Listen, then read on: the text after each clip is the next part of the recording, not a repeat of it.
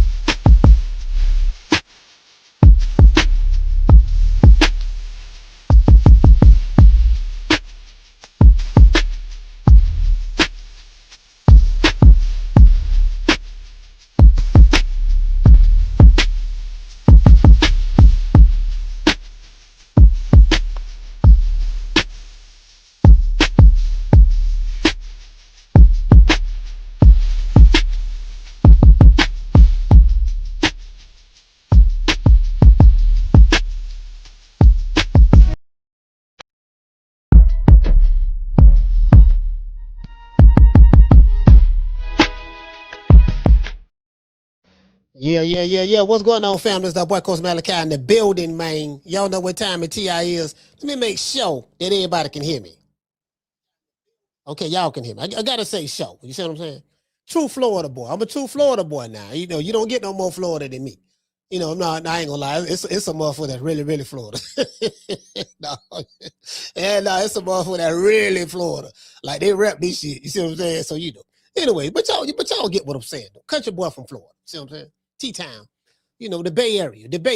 See what I'm saying? The Bay. You dig? Yeah, the Bay. You see what I'm saying? So, you know. It ain't the Yay area, but goddamn it was just like the Yay area because the crack, because the goddamn them birds is coming through. Them birds is coming through Miami. Them birds is coming through Miami in the 80s, boy. And they was making their way up the state. Hit Miami. And then once from Miami, that bitch spread throughout the state. Used to hit Georgia, Texas, all that shit there, man. Then, you know, then Texas started getting their plugs and you know how it is. You know, that the crack era. The crack era was a motherfucker. I ain't gonna lie to you, boy. It was, Lord have mercy, boy. It destroyed a lot of families. You know what I mean? You know, government edition, of course. You know, government, you know what I mean? Everybody held accountable but them. You did. Anyway. Yeah, man. So I'm sitting back looking at everything, right? Looking at everything, checking everything out on this boxing. Y'all hit the like button, man, and share this live show. Y'all know how we do it. You know what I mean? Like, feeling good. Y'all ain't gonna sit here and lie to y'all. I'm feeling good. The stickiest for the icky. You want to smoke with the old boy Rick James? And you know what that is, goddammit. When I'm on the sticky icky, goddammit. When I'm on the sticky icky, you get what I'm saying? I'm on that goddamn sticky icky, boy. Shit. Nigga, please. You know what I'm talking about? Nigga, please. Yeah, man. Yeah, for sure. So anyways, I check this out. All bullshit aside, bro. This boxing shit is for real. Let me show y'all how I know for real this boxing shit is. Fam, let me get my phone, pull my phone out. This how I knew this shit was real. No, this shit real right now. At 12, the call started at 11:59 p.m. yesterday. 11:59 p.m. 1 minute before midnight, I received a call from a 516 area code. Not gonna read the rest of the number. I forgot the brother's name. I didn't answer the phone because I was asleep. Well, I was trying to go to sleep. I be tossing and turning and shit. See what I'm saying? The brother called 1, 2, 3, 4, 5, 6, 7 times. 8 times in a row.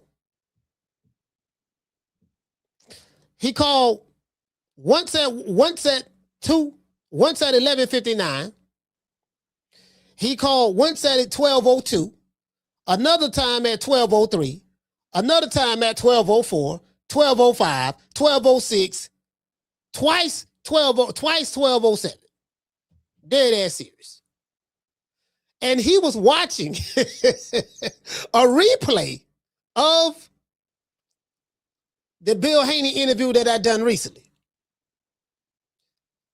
And it was an older brother. We got over 100. Let's give everybody a round of applause.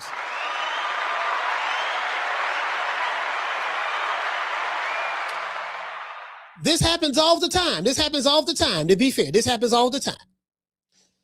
But I'm like, damn, I said, motherfucker blowing my phone up. So I answered the phone because I'm like, damn, he called the show like if you call the 530 number, it's connected to my personal phone number. So if you call that number, you're always gonna be able to get me. You see what I'm saying?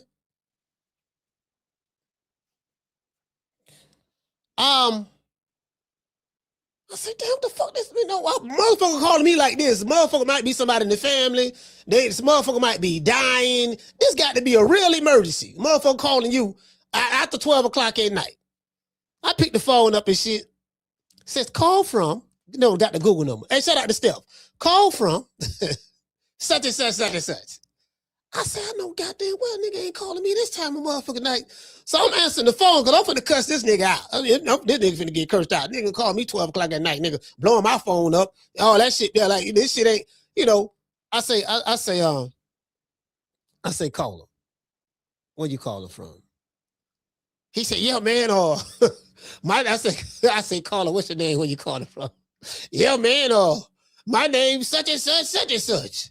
And I want to talk about Bill Haney.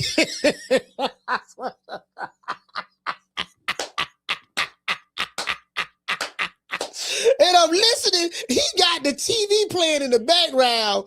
I hear Bill Haney talking, and then I hear me like laughing and shit, right? Because I hear me laughing. I have a distinct laugh. You know my laugh from anywhere. If you hear my laugh, you know it's me. You see what I'm saying? So I'm laughing and shit, right? Bill talking slick. Then it hit me. I say, is this nigga calling me? He watching the interview and he calling. I say, listen, man, bro, we not live right now, fam. You watching a replay. It's after 12. It's 12 o'clock at night, fam. Oh, yeah. Sorry about that, coach. Sorry about that, man. I ain't, you know what I mean? I'm just saying, but I want to talk to Bill Haney. When you talk, is he there?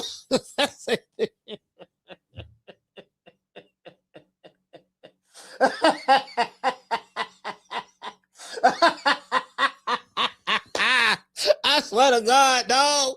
This shit, you can't make this shit up. Nigga, it's 12 o'clock at night. Motherfucker calling me. He want to talk to Bill. I should have gave him Bill Haney the phone. You know what, dog? I'm tired of this shit, dog. Nigga blowing my phone up. Bam, anytime you want to talk to Bill, here you go right here. Call him. Call him right now. Call him, because this is his fault. He got motherfuckers calling, blowing a nigga up. Man, don't call me 8 times in a row, dog. 8 times in a row. I'm dead ass serious. True. Bro, 8 times in a row. Hey, he didn't sound like he was sleepy. He was up. Like, he was like, yeah, man. I'm talking about nigga had so much energy in his voice. It sounded like it was an older brother, too. Yeah, man, y'all want to talk to Bill Haney. You see what I'm saying? I say, yeah, man, I had no hit the dab. I had no hit my dab, right?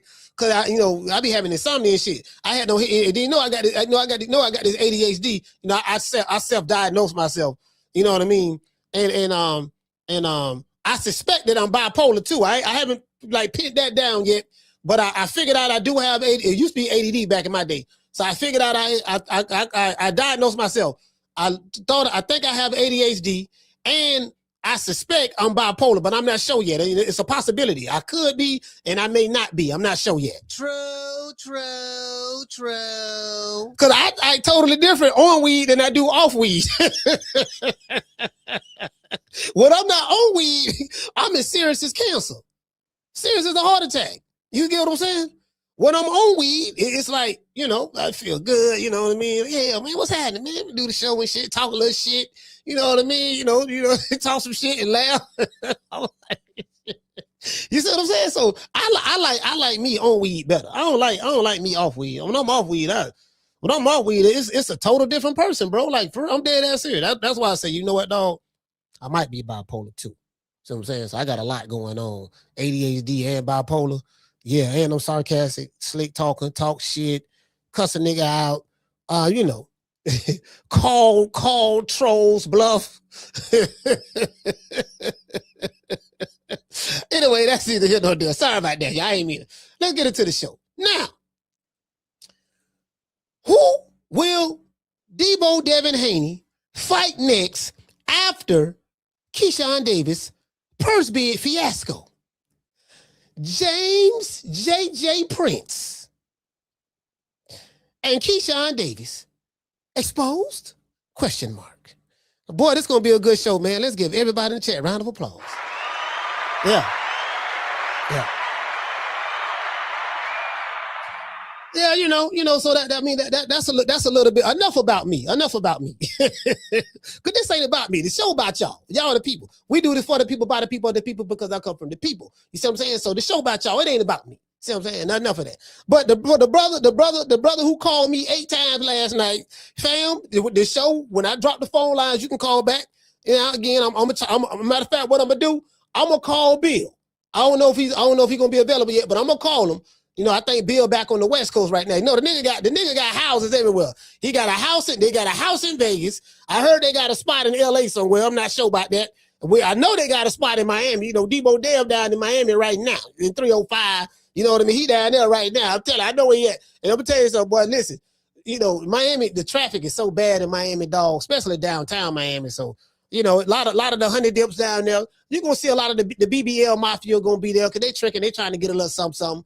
And then, because everybody downtown and then on the other side of the bridge, other side of the bridge over there with Miami Beach and all that stuff there, they like to go over there. All that shit. See, motherfuckers think it's sweet in Miami, right? I lived in Miami 20 years. Motherfuckers think it's sweet because motherfuckers be watching Love and Hip Hop. Be seeing all the exotic chicks. Yeah, boy, she exotic. She from Brazil. Yeah, man, she from South America. Look, I see my little Spanish mommy right there. Look at her. Hey, mommy, que linda tu eres. Yeah, man, look at mommy right there, man. You know what I mean? Mira, mami, yo quiero tu papi chulo. Ya tu sabes, mami. You know what I mean? Nigga coming over there, right? Nigga, fake ass, fake titties, everything fake. Then motherfucker be seeing that. And then they be living in like middle America, or they may be in different cities around the world. Boy, I can't wait to get I gotta get to Miami, boy. I'm trying to get down there, boy. Cause TV make you think that these cities are just glamorous. And I'm like, fam, that's not Miami, sir. You talking about Miami. When you get there now, you can't afford to even go over there on that side, right? Because you talking about, you know what I mean? You get what I'm saying? I'm just saying. You know what I mean? Like that shit right there, you know what I mean? Like the lifestyles of the rich and famous. When I grew up, that was a TV show I used to watch. Shout out to Robin Leach. I think he was from London, the UK. They called Lifestyles of the Rich and Famous. Every black man I knew who I came up with, we used to love watching Lifestyles of the Rich and Famous. Because we used to imagine and visualize, boy, one day, boy, that's going to be riding around in that Bentley, boy. You see that Bentley? Man, I'm trying to tell you, but nigga, watch Miami Vice this week, boy. You saw that Ferrari they had on Miami Vice? Saw that Lamborghini? Yeah, dog, trying to tell you, dog, nigga. But you get what I'm saying? Like, you envision this shit, right? Then when you get older and you become grown, you realize, like, you know what, dog, this shit ain't on the life get the life in. You 1, 2, 3, 2, 1 or 2 or 3 baby mamas later, 2 or 3 baby daddies later, a marriage or 2 later, or a divorce or 2, and then in real life, that the fam, you know what, fam, like, TV make it, you get what I'm saying?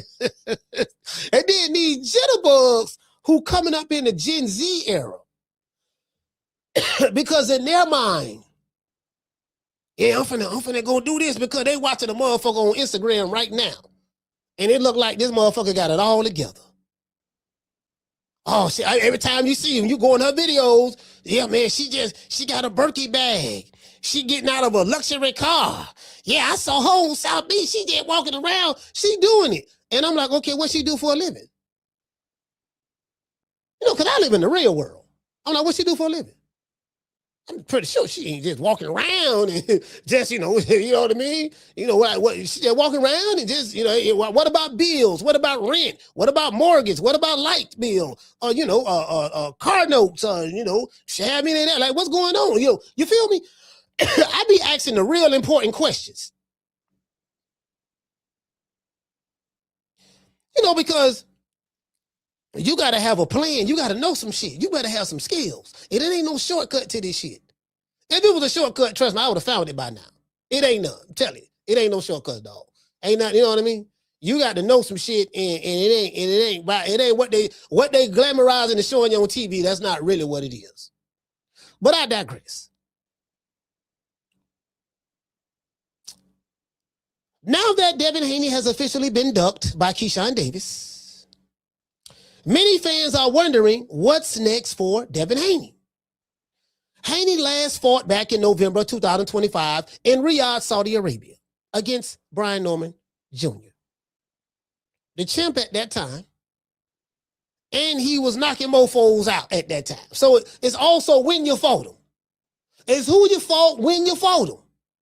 If you fight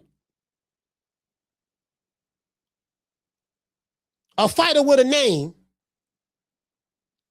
but he old and washed up, or he just too young or whatever, he green right now, or whatever, I don't know, but definitely old and washed up. He like, yeah, you got that name on your resume, but the nigga was 75 years old when you fought him. You ain't fight him when he was him. You fought him when he went to the old folks' home. He was playing backgammon with the old folks, eating Jello pudding pops, watching old Bill Cosby commercials. Nigga watching Fat Albert at the crib, eating motherfucking yogurt, and you don't call them off the couch, and you know what I mean, got them in the ring and whooped them. Tell them, yeah, nigga, I whooped such and such. No, that wasn't such and such. True. That's the difference. So he when he fought him and he beat him coming off of, this man was on a knockout streak. He had melatonin in his gloves, putting mofos to sleep. So he fought him at the height of that. You see what I'm saying? That matters. That matters. It's always who you fought and when you fought them. Remember that, jitterbugs. Anyways, and for you old crusty niggas, it's also who you fought when you fought them. Definitely got to throw that at her for you crusty. You crusty the motherfucker. See what I'm saying? Now, in the WBO rankings, the top 4 fighters are Brian Norman Jr. They got Brian Norman Jr. number 1, WBO rankings. We're looking for opponents for Deebo Devin Haney. Deebo Dev, right? Teofimo Lopez, number 2. Richardson Hitchins, number 3. And Manny Pacquiao, number 4. Do not ask me how Manny Pacquiao got his old ass on this list. Nigga, it's over. You damn near 50 years old. I think you 2 or 3 years younger than Floyd Mayweather. Floyd is 49. Manny about 46.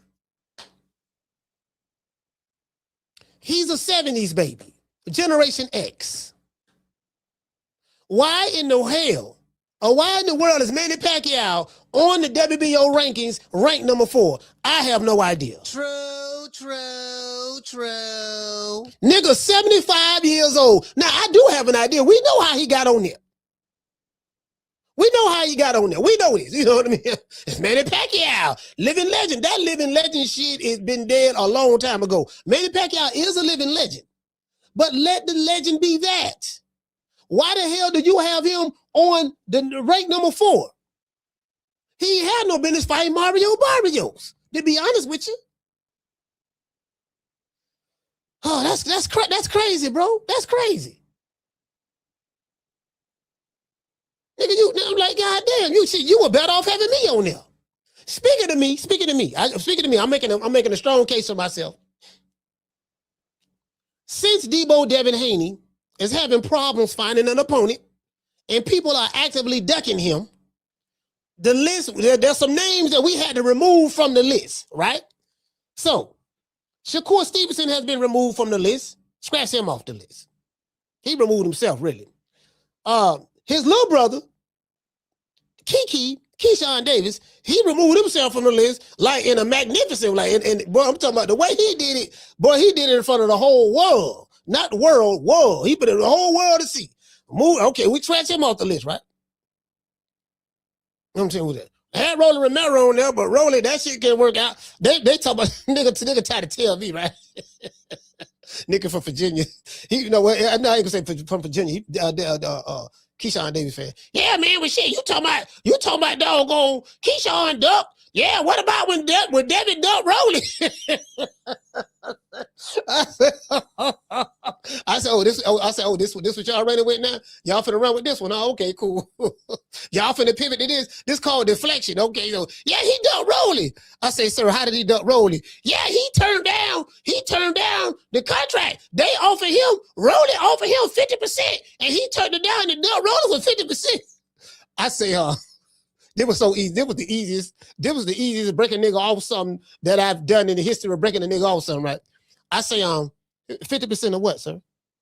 What you mean 50% of what? I say, you say that Devin Haney ducked Roland Romero. Yeah, he ducked him. And he turned down what? 50%.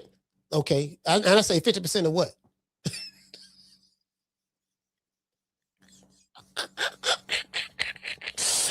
Meaning 50% of what number? What? Okay, 50%. Like, okay, did the fight? Were both men getting paid $10 million a piece, or was both men getting paid $10 million? Or let's say was the fight purse $10 million and Devin was getting $5 million, which is 50%, and Roland was getting $5 million, which is 50%, or was it $6 million for the fight and Roland get 3 and Devin get 3? What was the number?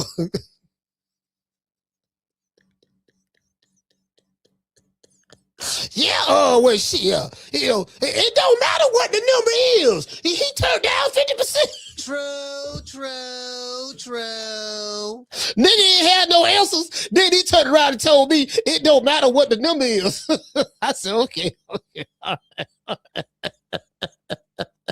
Let me take this a step further. This you special. You one of them special ones. I know. Okay, I know you. You real special. I got you. I got your special ass right here. Okay, cool. Do you have a job, sir? Yeah, I got a job. What kind of question is that? When you took the job, did you ask them how much you going to get paid? Like when you took the job, right? Okay, how did you find your job? You was looking in the wanted ads, you was looking on Indeed, or you was looking on your phone, and you saw hiring. We're looking for Poach-Out Willie. Poach-Out Willie, we want him to be a special administrator. The job is paying $20 an hour. You're going to work 8 hours a day, $20 an hour. You get paid bi-weekly. That means every 2 weeks. So when you took the job, when you applied for the job, you understood how much you was getting paid. I'm pretty sure you didn't just get hired and not know what you was getting paid. Is it safe to say that? Yeah, who gonna take a job and not know what they getting paid? Okay, fact. I'm glad you said that. So let's go back to Devin Haney and Roland Romero. You say he turned down 50%. Now I'm gonna ask you that question again. 50% of what? Nigga was stuck. Nigga was stuck. Well, it don't matter.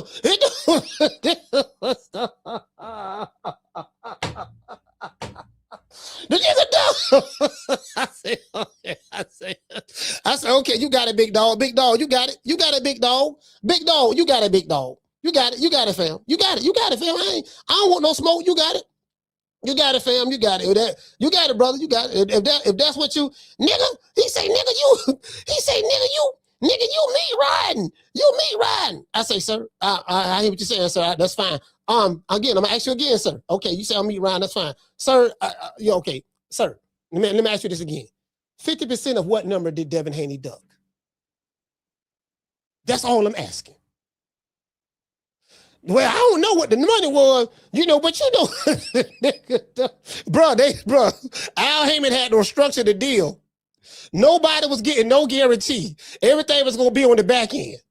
So this was going to do, baby boy, don't worry about it. Roland ain't going to get no big guarantee. Roland came out and said he was getting a guarantee. I don't know what that number is. He could have been guaranteed a new box of crayons, a new coloring book, a new Fugatti. I don't know what kind of backdoor deal him and Al had. So I'm like, okay, so who going to accept the deal? Well, there's no money.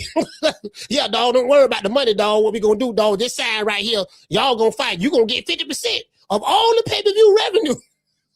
What if the shit go triple wood? If the shit go triple wood, let's say we sell 15 pay-per-views, then what me and Rolly gonna get? We gotta split that. So I'm like, no, man, nigga ride this. Boy, these niggas can't keep it real. The Saturday life, boy. True. All these niggas can't keep it real to Saturday life. I'm like, okay, all right, man. I was all right, man. Well, it is what it is. Man. You know, I ain't tripping, though. I get it. I get it, fam. I understand. That's what I really do understand. I understand. I get it. I get it, fam. I know. Hold on. I get it. I get it. I get it. I do. I get it. I get it. I get it. I'm trying to, you get what I'm saying? Because, you know, some of these niggas, man, some of these niggas, boy, God, I'm talking about, boy, God damn. It don't make no sense to be this goddamn slow. I get it. Listen, I get it. Listen, I get it. Listen, I get it. I get it. You trying to cover, but goddamn, you know, I mean, it is what it is, fam. Anyway, let me make sure y'all can hear me. All right, y'all give me a thumbs up if y'all can hear me real good. If y'all can hear me real good, give me a thumbs up. Just trying to make sure.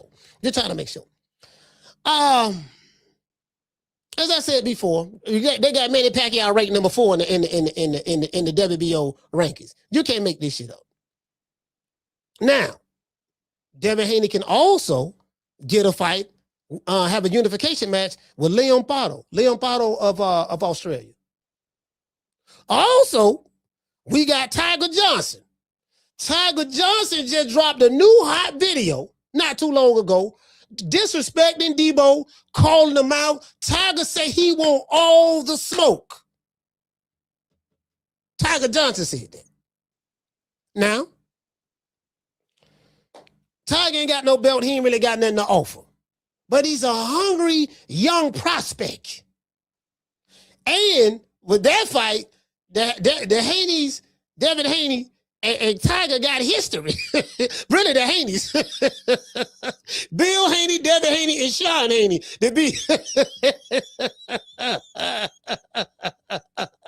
Bill Haney, Devin Haney, and Sean Haney versus Tiger Johnson. Tiger all in Madison Square Garden. Tiger walking up in that bitch, nigga, Cleveland, Ohio's very own. Tiger walking up in that bitch, swinging on nigga. Yeah, nigga, what's up, nigga? This Tiger, nigga. Rawr. Can't know about no damn Haneys. You see what I'm saying? What's happening? What you want to do? The Haney, you know, the Haney, they got some real goons with them now. They got some real goons with them. Tell like these niggas do not play. I met some of them. Tell you, nigga, Tiger walking up in that bitch by himself like Tony the Tiger. Nigga, Tiger, like nigga, what's happening? Kidding about that soft ass Cinder Haney shit. He came up in that bitch.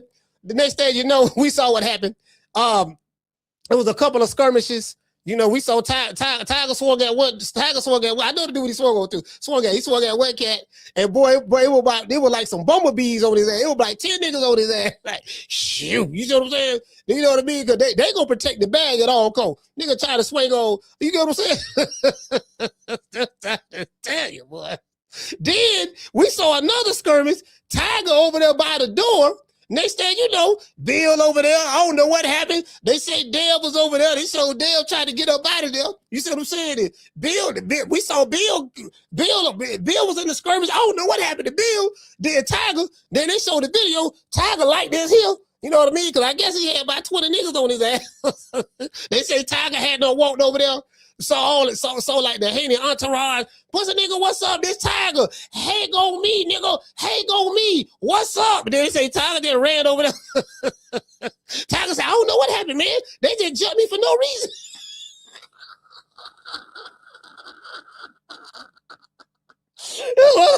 Tiger said, Tiger went round this bitch. Tiger went, and I interviewed Tiger before. I interviewed Tiger Johnson in Virginia, last year in Virginia. When Keyshawn Davis, you know, pretty much blow weight against Edward De Los Santos, I interviewed him there, right? Because we both was in the hallway when Keyshawn, his brother Keon and all them, and he had his baby out there. His baby was in the stroller. And the stroller was kind of like rolling down the catwalk. And Keyshawn acted crazy. Yeah, nigga, what's up? I think they still trying to get at Nair Albright. Yeah, nigga, what's up? Nigga, this Keyshawn, nigga, this the better man. You better ask somebody about me. Well, what's happening? What you want to do? Oh, you know, he tried to get at him. And then the security tried to break it up. He said, look, man, let me go. Let me get my baby. Let me get my baby. So they everybody don't forgot all about the baby. The baby in the stroller rolling down the catwalk. You see what I'm saying? Rolling down the catwalk. Baby on the stroller. I'm sitting there, look at the baby. The baby right there, the baby. Tim Bradley, 38 hot. Tim Bradley mad to the motherfucker, man. Because Tim Bradley like, man, Tim pissed. Because Tim had to go back upstairs and report on this shit, right? Tim pissed in the motherfucker. Tim like, man, you know, man, these people going to be talking about Black folks don't know how to act. This how these niggas act. You see how these niggas acting, right? They acting like some damn donkeys. Making us look bad. You see what I'm saying? And I'm like, you know what, dog? He make a valid point. He make a valid point on that there. I wasn't even looking at it like that at that time. But yeah, man, the baby rolling down the stroller, and rolling down the catwalk in the stroller. Keek. Like I was saying, this nigga crazy. This nigga. I was right there. I interviewed Tiger Johnson right there. Tiger Johnson is cool as hell, bro. This is a nice young man. He real nice and he cool. So it just kind of caught me off guard to see this. Like, damn, dog, is this the same? Is this the same Tiger that I interviewed? You get what I'm saying? So I'm gonna pull that interview up. Anyway, Liam Paro is the fight to make. I'm gonna tell you why, because this is a unification match. And as you guys know, I check it off my criteria, my boxing criteria. I have 5. What is the level of competition that you're fighting? Liam Paro is a champion, and he's in the welterweight division. He beat Subadel Matias, the Puerto Rican assassin. Subadel Matias is the original Puerto Rican assassin. I had no named him that first, but it's not marketable with him. Edgar Berlanga, the Puerto Rican assassin, is more marketable with Edgar Berlanga, because Edgar Berlanga is more of an international pop star. He's a Puerto Rican pop singer, and he's a rapper, and he does reggaeton. So you got that triple threat right there. Edgar Berlanga, you know what I mean? He's a model. You know what I mean? He's modeling and stuff like that. He got some of the nicest ice that you ever want to see. Jacob the jeweler is really hooking him up. He got diamond studs in each ear. You know what I mean? He's more marketable. He got mink coats, chinchillas,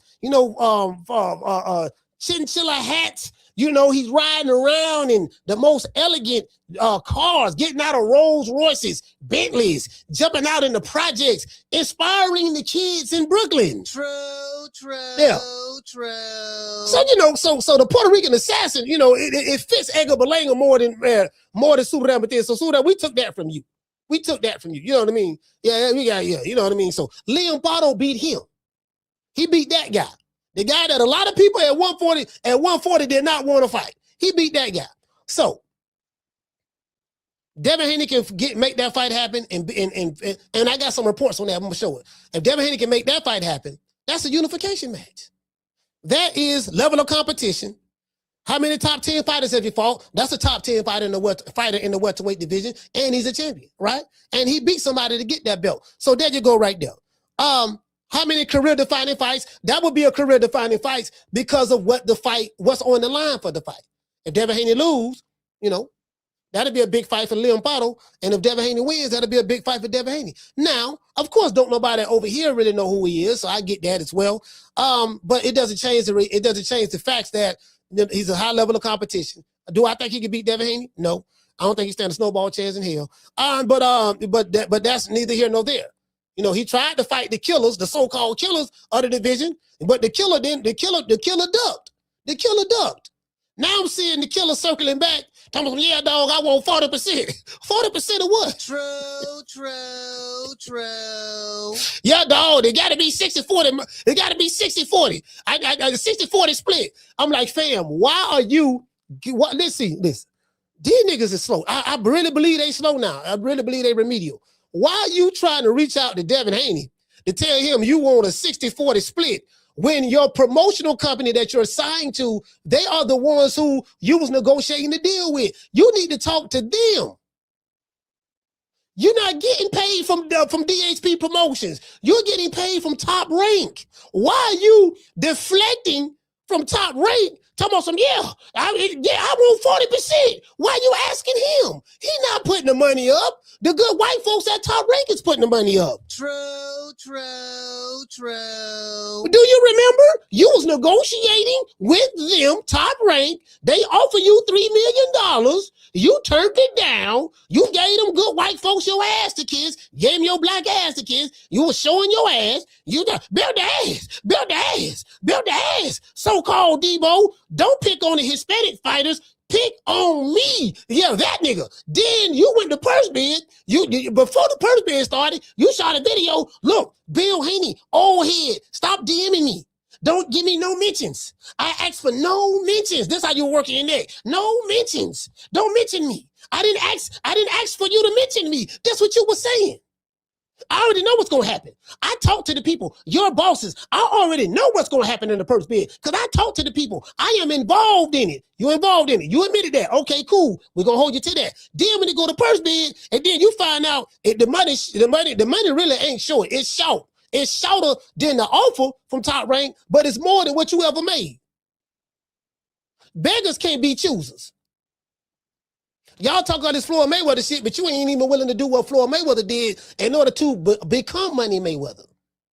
Y'all already want to be Money May. Just jump in there, be Money May. That's it. What you hiring for? What's wrong? Nigga, I'm Money May. True. Nigga jumping off the porch. Tell me, I'm Money May. Pay me like I'm Money May. Why? Did you see why I did build the ass in that video? And then, like, the streaming, this is the streaming world, right? This is how the streaming boxing, because we got the streaming boxing fans here. Shout out to Just Living Life. And we got the streaming boxing fans here, right? The streaming boxing fans, they something. It don't take much to please them. See, I can work well with the streaming boxing fans because my type of personality, my type of personality is can really amp them up because they not the sharpest butter knives in the kitchen. So I go in there, you know what I mean? I talk some good shit. You got to be a good shit talker. You got to be entertaining, and you got to know how to sell that shit. You got to know how to sell that shit, right? And you got to know how to get them hyped up. I can get them niggas hyped up. That's real easy. I put them jumper cables on them. Once I put them jumper cables on the motherfucker, I had you thinking Bullwinkle can beat Godzilla. True. Facts. Motherfucker, hey, listen. I put them jumper cables on them, boy. They be like, yeah, man, coach, right? Did you see how, yeah, man, because the way he was doing build the ass, and and I'm trying to tell you, man, and did you see the vigor in his voice when he said it? Did you see how serious he looked? Like he even looked scary. I really believe that he can beat such and such. Based on what? Well, based on how scary he looked, he talked with so much conviction and vigor, and the belt the ass, and he was in the ocean looking for him, and he jumped out the black truck looking for him. So just based on that alone, I think he can beat them. True. And he trained, and he sparred with Crawford, shout out to Bud, and he sparred with Keyshawn, which is cool. So that got to count for something. And then they already said that he the next one. So based on all of that, because the streaming boxing fan don't know, and the influencer boxing fan that's here, they don't know no better. See, that qualifies as him already being the best. Right there. That qualifies as that. Okay, cool. So we don't move on from that. So now what's next for Deebo Devin? I'm finna pull it up right now. Because Deebo ain't fought in 9 months. He ain't fought in 9 months. Niggas ducking, that's fine. Tried to fight the black fighter, the young, strong African-American stud, Mr. Belt the ass. You know what I mean? Mr. Belt the ass. That's like a nigga talking about. I had a dude tell me, oh, coach, you don't know what you're talking about. Lomachenko made $3 million before, and he had 15 fights. And he said Lomachenko. And he said Ryan Garcia. Yeah, Ryan Garcia. What about Ryan? I said, hold up, swole up. Let me rephrase that. Give me a black fighter with 15 fights that made $3 million. Lomachenko was a decorated amateur. He got all the hype from HBO, but they were saying Lomachenko was white Jesus. Y'all remember that? He can walk on water without getting wet. The Matrix. The Lomachenko who Teddy Atlas told Terrence Crawford when he became undisputed at 140, and he told Terrence Crawford the other day Ward that Lomachenko is pound for pound #1 better than them. That guy. So you get what I'm saying? And Top Rank was willing to pay him whatever they paid him. So you ain't Lomachenko. So that's one. Two, you talking about Ryan Garcia. Ryan Garcia is popular on social media. He's an influencer right now, and for the most part.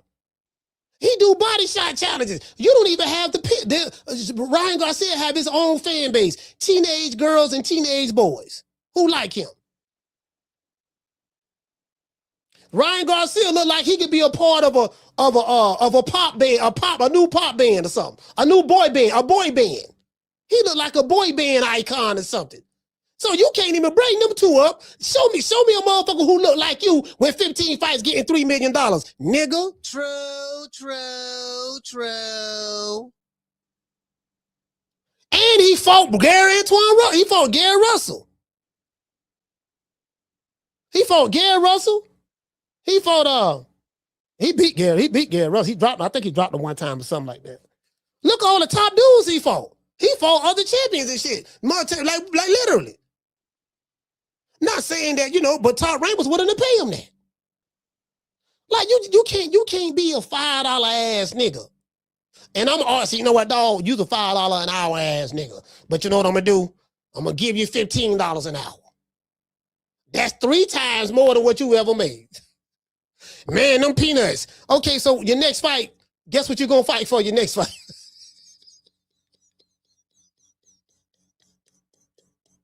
Boy, you'll be lucky. You'll be lucky if you get a whole head cheese sandwich your next fight. You better hope. Boy, if turkey all the shit don't come through, boy, you better hope. Boy, you'll be lucky if you get a whole head cheese sandwich. And I tell you what, kid, tired of this shit. You fucking young punks are getting on my nerves. I'm 94 years old. I just don't have the patience anymore. Do you know, kid? When David and Goliath fought each other, when I promoted that fight, have you ever heard of the story of David and Goliath in the Bible? Yeah, I remember that story. I was the promoter for that fight. And do you know what David got paid? He was the underdog. Do you know what he got paid? No, what he got paid? He got paid a slingshot. He got paid a tablet from the tabernacle. And we gave him a donkey. That's what he got paid, and he was willing to take that because I told him if you take that, then you can. If you beat Goliath, you can parlay that into mega stars because you would be the guy who actually did it. You know what I mean? And we didn't have drug testing back then, so. But that's okay. You know what I mean? Nigga holler about he want 5-6 million. Yeah. Get 5-6 million. Well, listen, where you gonna get no 5-6 million from your next fight? That's what I want to know. True. Yeah. Hey, he said Coach Dorsett the GOAT.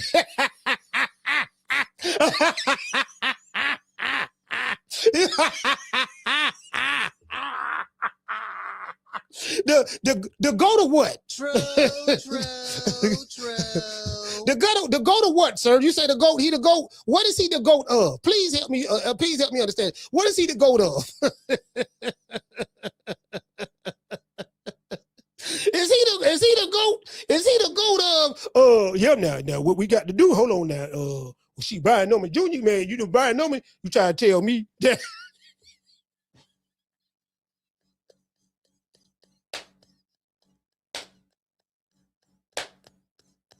Is he the GOAT?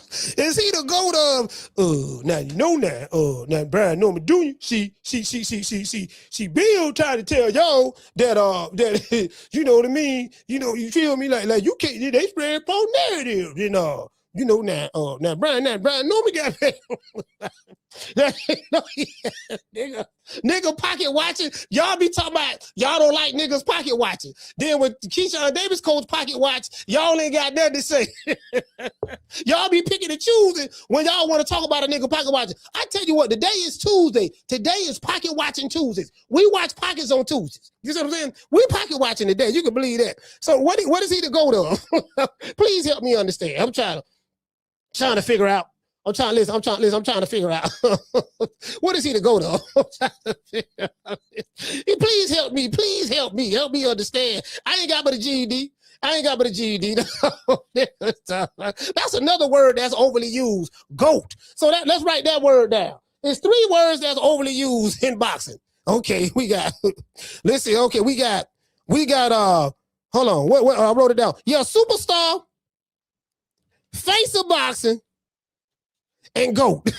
Everybody a GOAT too. Man, that nigga a GOAT, dog. He a GOAT. He one of the GOATs. And I'm like, man, superstar, GOAT, and face of boxing are three of the most overly used words in modern day boxing. Like, you can't make this shit up. Yeah, he a GOAT, dog. Go to what?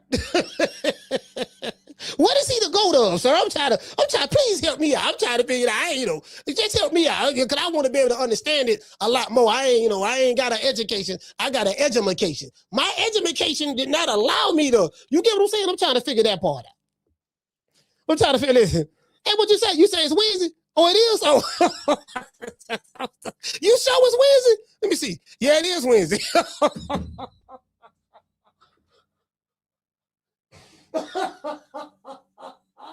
Good looking out. Good looking out, Jess. Good looking out. You did good. You did good, Jess. You did good. I like that. I like that there. You did good, sis. I thought it was Tuesday. I swear to God, I thought it was Tuesday.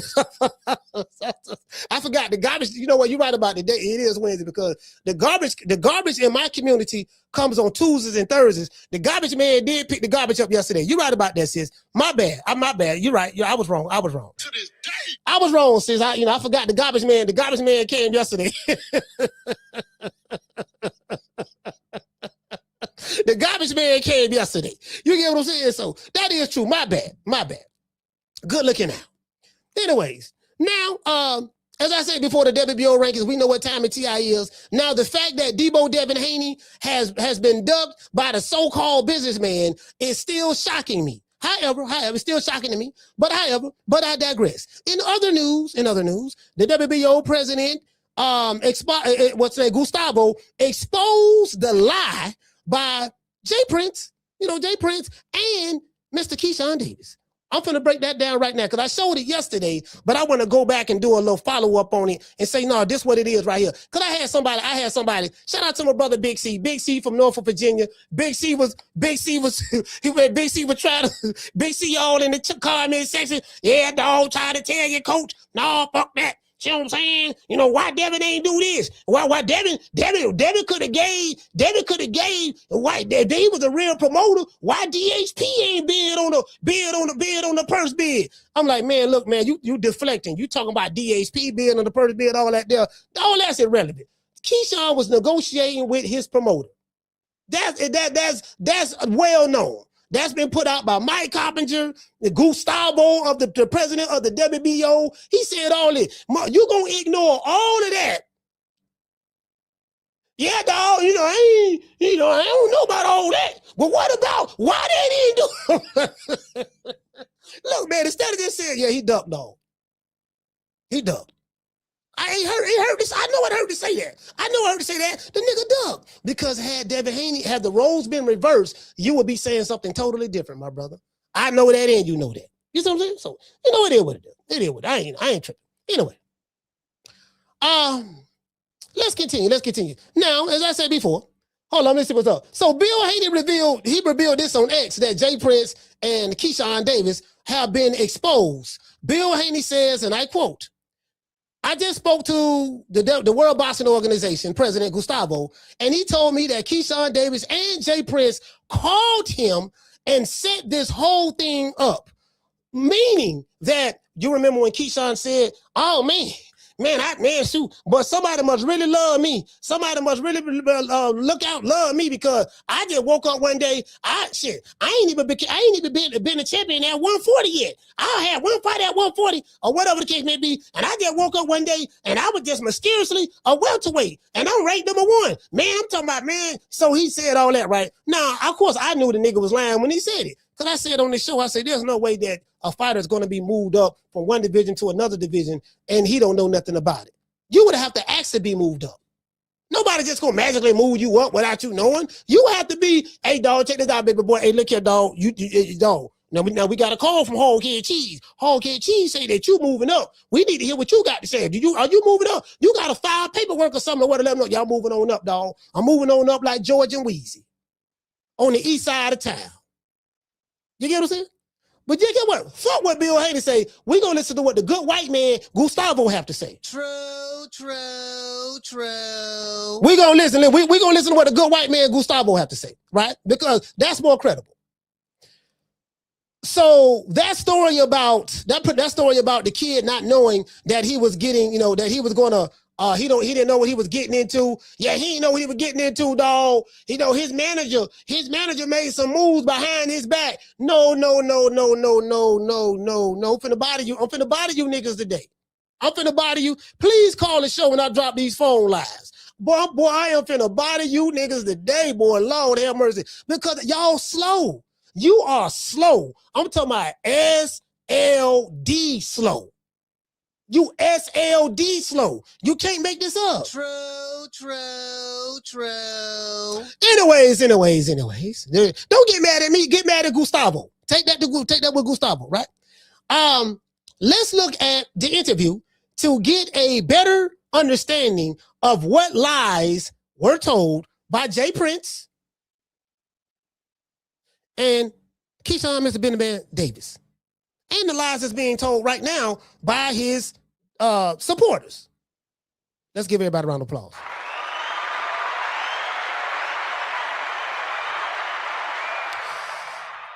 Shout out to Broward County Ray. Hey, okay. Dropping out $2 super chat. He said, Coach, you be on their ass. Hey, man, look, man. Shout out to Jack. Hey, okay. Dropping that quarter of a dub. He said, Coach, in your opinion, if Keyshawn disassociates himself from Shakur and fights him, do you think it would reverse the public backlash he's receiving? Well, to be honest with you, he's not going to he don't have to disassociate himself from anyone. The fact of the matter is he ducked him. The public backlash is already there. It's like saying that, it's like trying to reverse an ass whooping. Let's say you get your ass whooped, but if you move a different way after you got your ass whooped, will it reverse the ass whooping or people's perception of the ass whooping? No, the ass whooping is still the ass whooping. That don't change. He ducked him. You see what I'm saying? And from what I learned, that ship has sailed. He had an opportunity. He campaigned for the opportunity. And then when the opportunity arose, he backed out. That's what he did. So that's over with. You can't trust a dude like that no more. You can't trust nobody like that. Shout out to Mr. T. Hey, okay. Dropping that $2 super chat. He said, hold up. Short boys Keyshawn asking for 60-40. Yeah, he asked for 60-40. It's on the internet. It's on Twitter. He asked for 60-40 now. Yeah, I want to go back, renegotiate. I want 60-40. Okay, well, you need to be talking to Top Rank. Top Rank is paid. All right, what part of this y'all ain't understanding? Top Rank ain't paying Devin Haney. Devin Haney is not a top rank fighter. Keyshawn Davis is a top rank fighter. Devin Haney has an exclusive deal with DAZN. DAZN is responsible for paying Devin Haney, whatever that number is. The money that you're getting has nothing to do with Devin Haney. It's solely on Top Rank. That's like me. I got a job. Let's say Mr. T is my boss. I'm talking to Mr. T. Mr. T, check this out, dog. You see what I'm saying? Mr. T say, look here, coach, I'm finna pay you $3 million to fight Pork Chop Willie.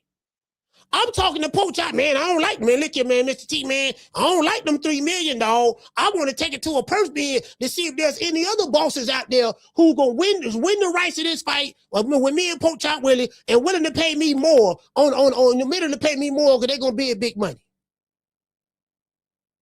I go to a purse bid. Guess who win the purse bid?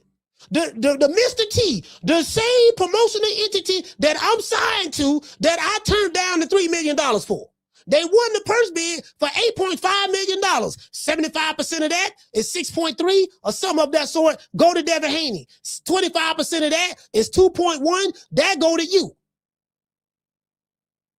You looking at hog and cheese or your Pork Chop Willie, man, Pork Chop, if you really want to make this fight, what you need to do, Pork Chop, you need to give me a percentage of the money that you getting from the zone and put that with the money that my promotional company is paying me to make up the difference. True.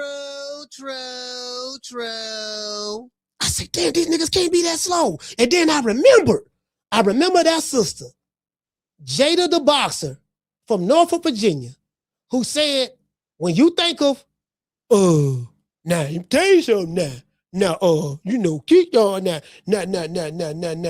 Brian Norman Jr. got 3.5 million now. Do you think that, Keyshawn, did you think that Brian Norman is more popular than Keyshawn? that guy, she said, that guy right there, she said, think of Remedial. She said, you think of bruh man break a bruh man on the 5th floor. Remember, they got on the 5th floor, bruh man from the 5th floor. Yeah, think of that on steroids, times 10. That's what she said. True.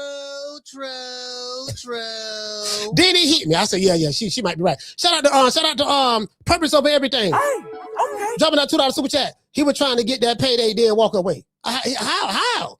The only way to get the payday, you gotta sign a contract and fight the guy for the payday.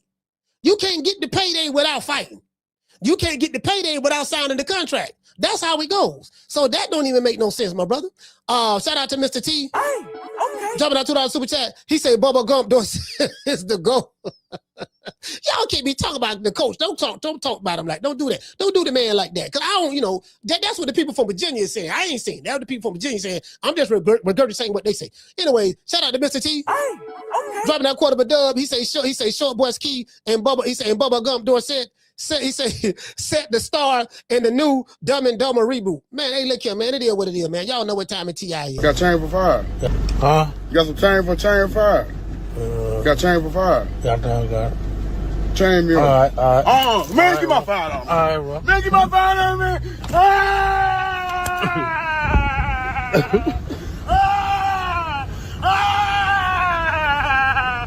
Get my fire! Get my fire!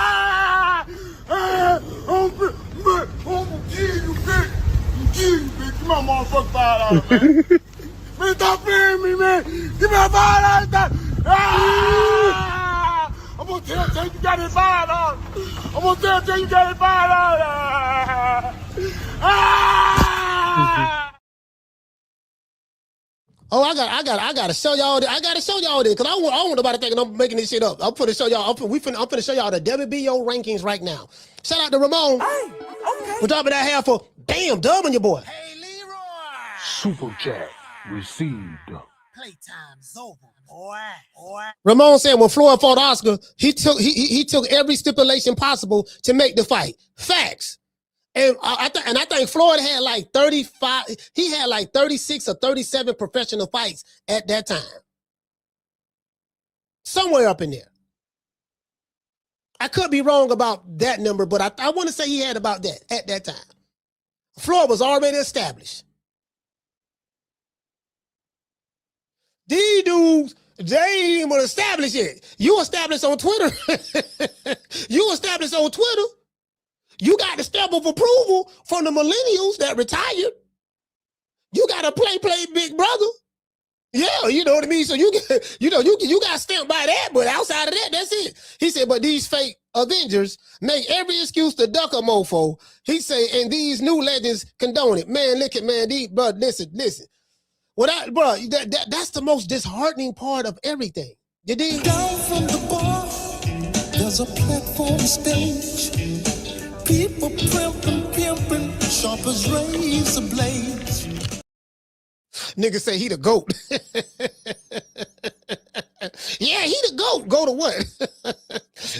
Nigga, ask a nigga go to what? They go to getting tongue tied. Well, hold on, wait a minute now. Hold on now. You see me? He the GOAT now. He the GOAT. What is he the GOAT of? All right, let's see now.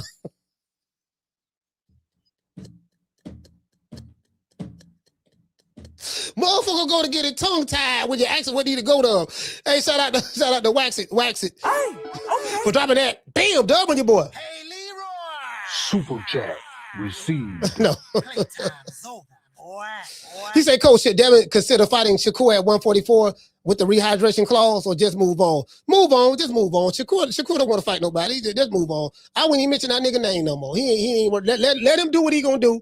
Let him go do what he gonna do. He got the stamp of approval already. He already considered the best by the media and all that shit. Just let him do what he gonna do and just go ahead on, man. Y'all already see what that is. Y'all already see what that is right there. That ain't nothing happening on that. Down from the bar, there's a platform stage. People pimping, sharp as razor blades. Hey, man, before we get into the show, I want to dedicate this show to the hood. I want to thank the whole hood who came out here. I love y'all. I did this for the hood. Y'all know I beat that boy. Now let's go over here. Let's go over here. I want to show y'all something first because we're trying to figure out who Devin Haney gonna fight next. Liam Paro. We're gonna look that up because Liam Paro said that he wanted to smoke for what we're hearing. Shout out to Mr. T. Hey, okay. dropping that $2 super chat. He says Spreader crew. He says Spreader's crew is called the Moist Mafia. Zest. Okay. Let's go over here. Let's see what's up. Now, that's on Twitter. We're gonna go over here first, though. Let's see what's Devin Haney's options. But Devin Haney ain't fought since 1979. It's been a long time. Niggas ducking. You know what I mean? So listen, back to what I was saying. Hold on. I'm gonna call Bill, hopefully answer the phone. You might well put me on the list. Since you having trouble finding somebody, this is a plea to Deebo Dev. Deebo, you having trouble finding people to fight. This is a plea to Deebo Dev. This is a plea to Green Walk Danny. This is a plea to the security tank. This is a plea to Bill Haney. Y'all having problems finding someone to fight, right? I'm trying to get on the list. I got a family to feed. I got bills to pay. I want to get on the list. You listen, two niggas don't duck you. So you don't took them two off the list. You got to replace them two with somebody. Why not put me on the list? You get what I'm saying? Listen, we going to sell the fight. I can sell the fight. You get what I'm saying? Like, come on, fam. And guess what? I don't need $3 million. Give me that 2.1 that Keyshawn turned down. True. Hey, listen, that shit gonna sell. I promise you it's gonna sell. I'm gonna get all the streamers, the streaming boxing fans. I'm gonna get the influencer box. I'm gonna get all that. I'm telling you, bro, I will sell that motherfucker. I'm telling you, boy, you put me on the list. You talk to them good white folks over there at the zone. Say, look here, baby boy, check this out. I've been checking this car out. Man, Coach Malachi, he boxing the amateurs when he was a kid, back when he was a teenager and stuff like that. He ain't really last long, in out of jail and shit. But don't worry about it. He got a little something. But he got a following. He got a following. He got everything popping right. We got to get this nigga. How old is he? Well, I think he like 35, something like that. You can't tell him a real age because they're not going. No, you know what? You can tell him my real age because guess what? They got Mike Tyson fight. They let 60-year-old Mike Tyson fight Jake Paul. Shit, if Mike Tyson, if they let him fight, surely they'll let me fight. Yeah, look here, man. We're going to get this nigga on here. Get him over here, man. Give me that money. Give me that money that Keyshawn turned down. Shit, that's all I'm saying. Hey, Green Eye Speed, give me that money Keyshawn turned down. Now, where I sign it? I'm signing this shit right here, dog. Listen, in what world is $3 million chump change? I'm hearing broke niggas online telling me that $3 million is chump change.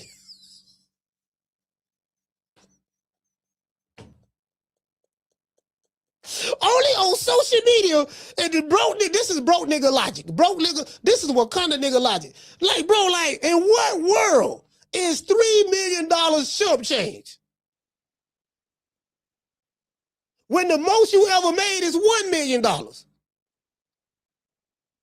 Yeah, but Brian Norman, you made 3.5. Nigga keep talking about Brian. Fam, why you keep talking about Brian Norman Jr.? Why you keep talking about Brian Norman Jr., fam? Why you keep bringing him up? Out of all the fighters, why? Yeah, but she where he is now. She's nah. Now, in what world? We gotta stop calling this motherfucker Deebo. He ain't no damn Deebo. Ain't nobody scared of him.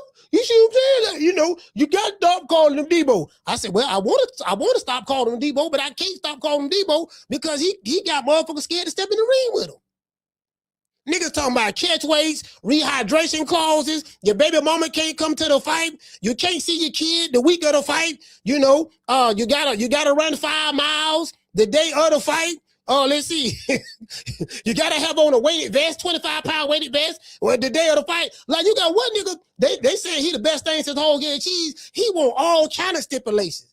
Like he Oscar De La Hoya somebody. Yeah, dog. You got to wear a weighted vest. You can't rehydrate 2 pounds more than the weight that the day of the fight. You got to weigh 146 the day of the fight. You can't be rehydrating. You know what I'm saying? 144. You can't rehydrate more than 2 pounds. You got to have a 25-pound weighted vest on. Let's see. I'm gonna provide the water. I'm gonna give you a water. I'm gonna give you a bottle of water. You got to drink the water that I give you. Let's see. Okay. You got to do all this. If you don't accept these terms, you ducking me. True. Shout out to Sean. Sean he said this goes to the training camp coach. Hey man, shout out to Sean from the Heights, man. Hey, okay. Okay. Yeah, man. Sean finna heist again for dropping that quarter of a bam dub on your boy. And he dropped the dub as well. Hey, Leroy. Super chat received. Playtime's over, boy. Yeah. Hey, Sean, I'm trying to get on the list too. Shit, you feel me? If niggas don't want to fight, I want to fight. I want the smoke. Got chain for fire. Huh? You got some chain for fire. Got chain for fire. Got it. Chain me. All right. Man, get my fire on. All right, bro. Man, get my fire on, man.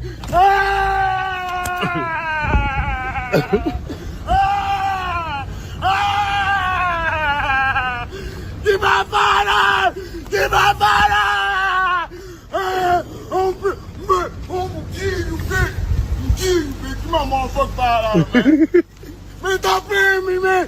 Get my fire out. I'm gonna tell you got it fired out. I'm gonna tell you got it fired out. Yeah, he a silver spoon kid. He a silver spoon. He ain't no damn Deebo. He a silver spoon. He a silver spoon kid. You mean? Man, ain't no goddamn Deebo. We got to stop calling him Deebo. See what I mean? I'm like, well, Deebo got nigga ducking him. Hey, Keisha, he say, man, for one thing, we got to stop calling him Deebo. He ain't no damn Deebo. Well, Deebo got nigga ducking him. Listen, dudes turning down career high paydays.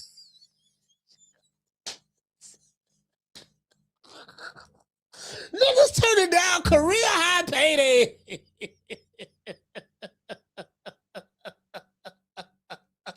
I can't make this shit up. We can't make this shit up. You can't make it up, fam. You can't make it up. I ain't got but a GED, man. It's probably very difficult for me to understand. Anyways, all right, so this is what we got. Now, this is the WBO rankings as of July. The WBO champion, as you guys can see right here, the WBO champion is Deebo Dev. Number one behind Deebo Dev is Brian Norman Jr.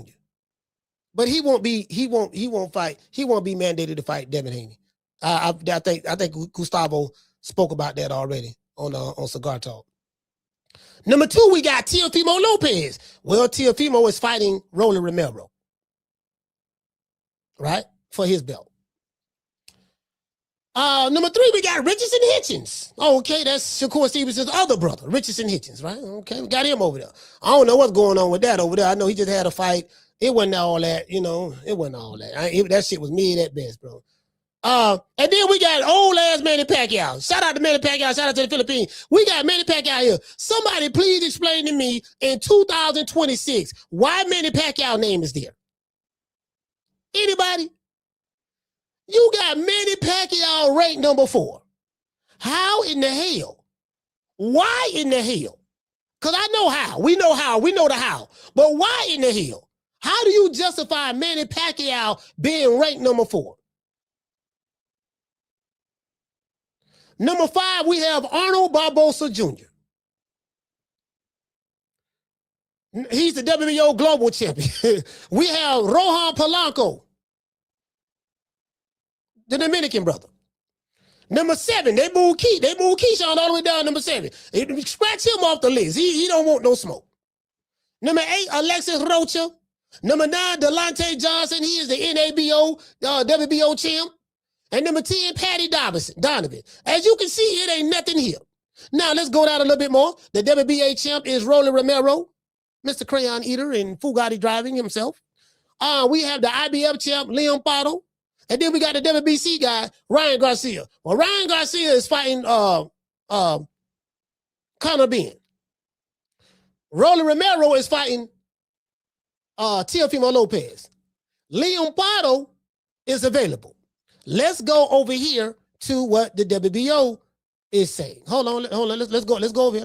Hold on. I got it. Because I think I retweeted it. I always retweet stuff that I like to see that I don't want to talk about. Okay, cool. Let's go right here. Hold on. Hold up, swole up. I got something for y'all. Bam. Ta-da. There we go. Now, let me blow it up a little bit. So the whole world can see. Let's blow this up a little bit so the whole world can see. As you guys can see right here, right? This is from Ring Magazine. Very reputable source. Liam Paro's promoter, No Limit Promotions, and No Limit Boxing has nothing to do with Master P, No Limit No Limit Records.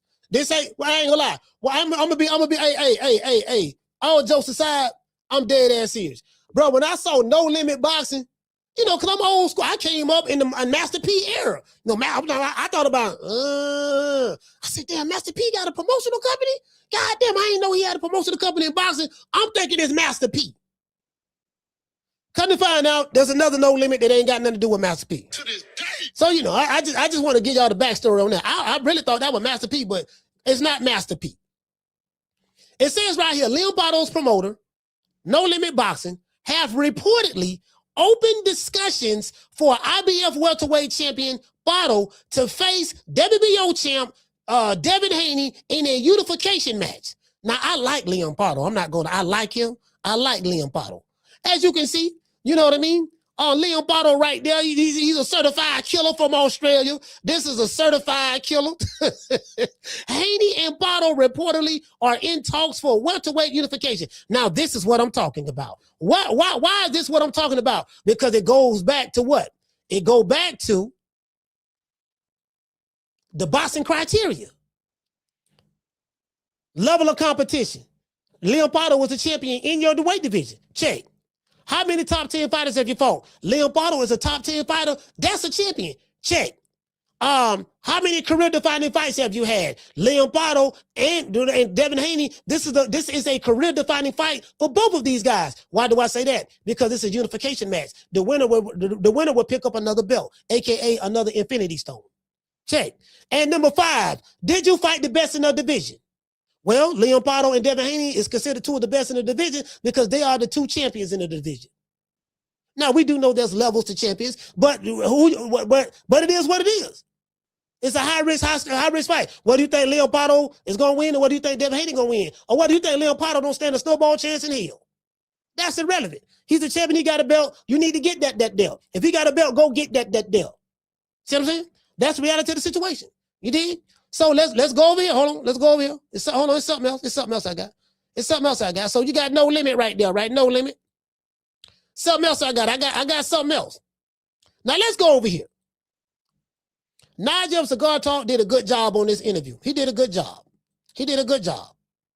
Because there was some out there saying that, you know, Keyshawn didn't know he was gonna get moved up, and he was blindsided, and you know, he can't, you know, if they're saying there's a whole lot going on, and there is no accountability. One thing I say about niggas hate accountability. Accountability is kryptonite to a nigga. Admitting that you're wrong, holding me accountable for my own actions, words, and deeds, boy, that's like kryptonite. I digress. Let's go over here. Let's go over here. But I gotta do it. Gotta break them off something right quick. Gotta break them off something real proper like. Let's go. Keyshawn Davis was removed from the mandatory slot. Now, can you explain to us what exactly happened? Was it Keyshawn Davis's team reached out to you to say, hey, Gustavo, we no longer want to be in the mandatory position? So let's stop right there. So, false narrative that turned out to be true, number 1.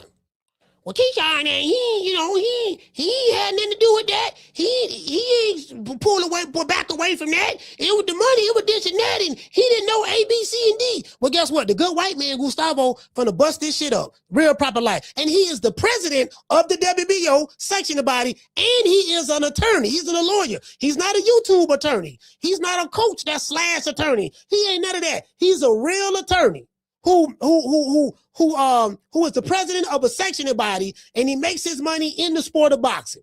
He's not a fan that's making up narratives and lies and shit because they trying to cover for their favorite fighter. No.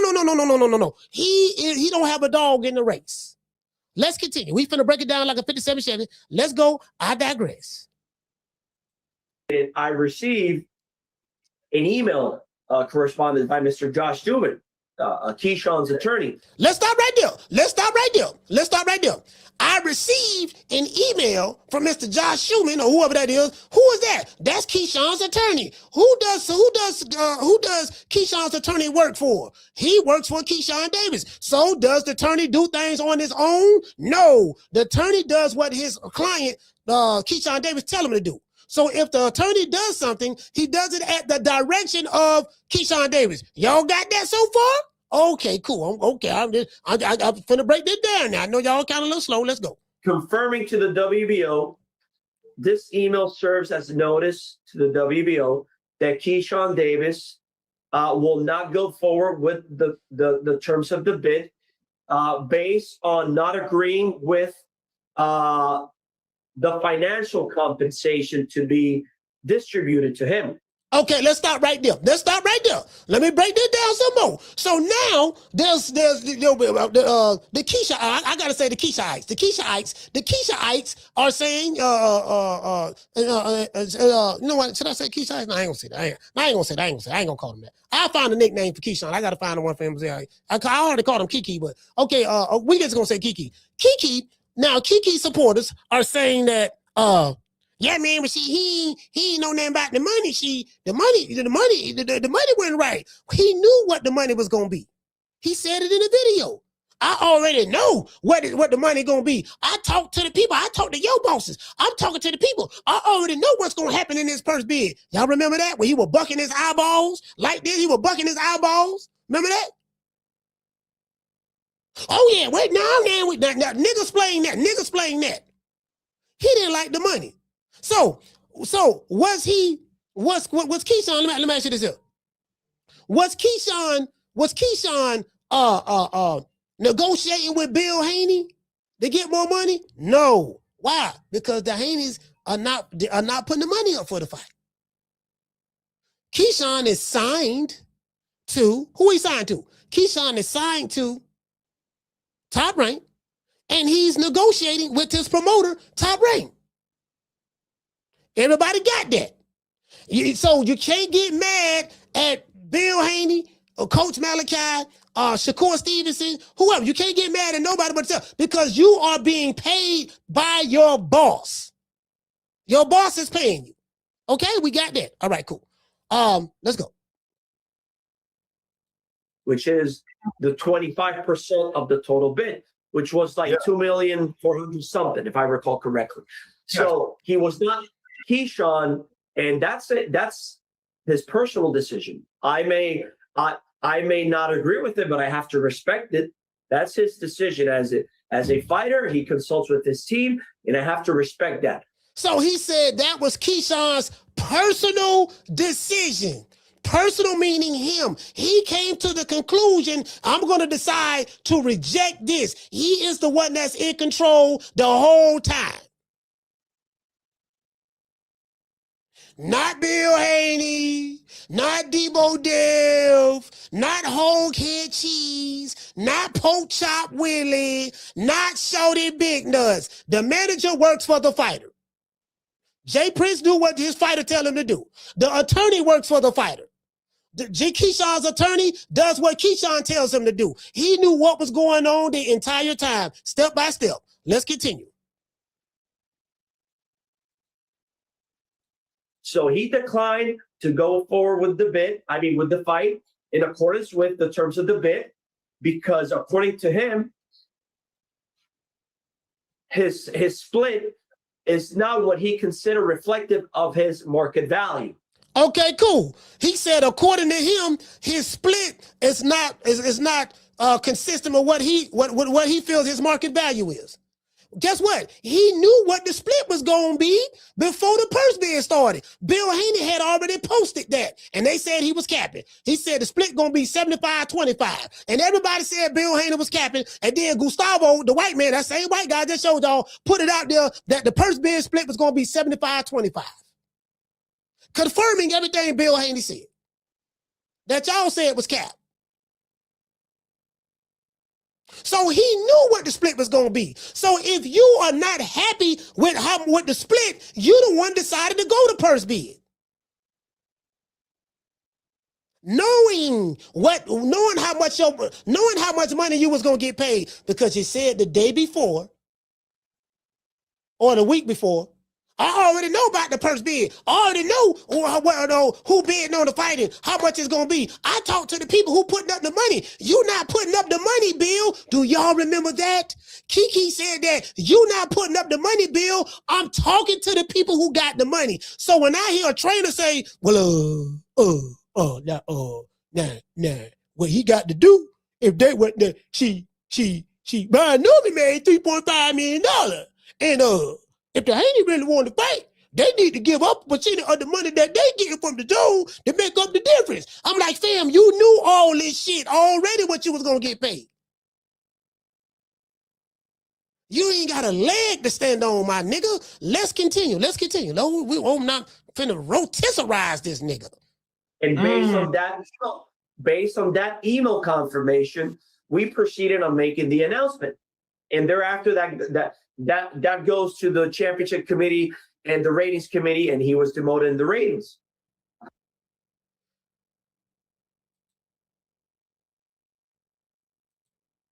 You can't make this shit up. He didn't know nothing of. The nigga reached out. Them guys, yeah, dog told my lawyer to do this here, and he said that. What he said he turned it down because he don't think that the purse bid amount was a reflection of his market value. So my question is this: okay, let's do this. Class is in session. I'm gonna call Bill Haney. Give me a minute. I'm gonna call him right now. Give me a minute.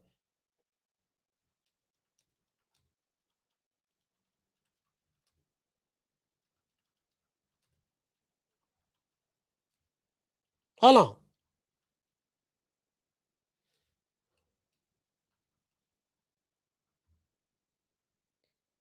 Let's blow this up.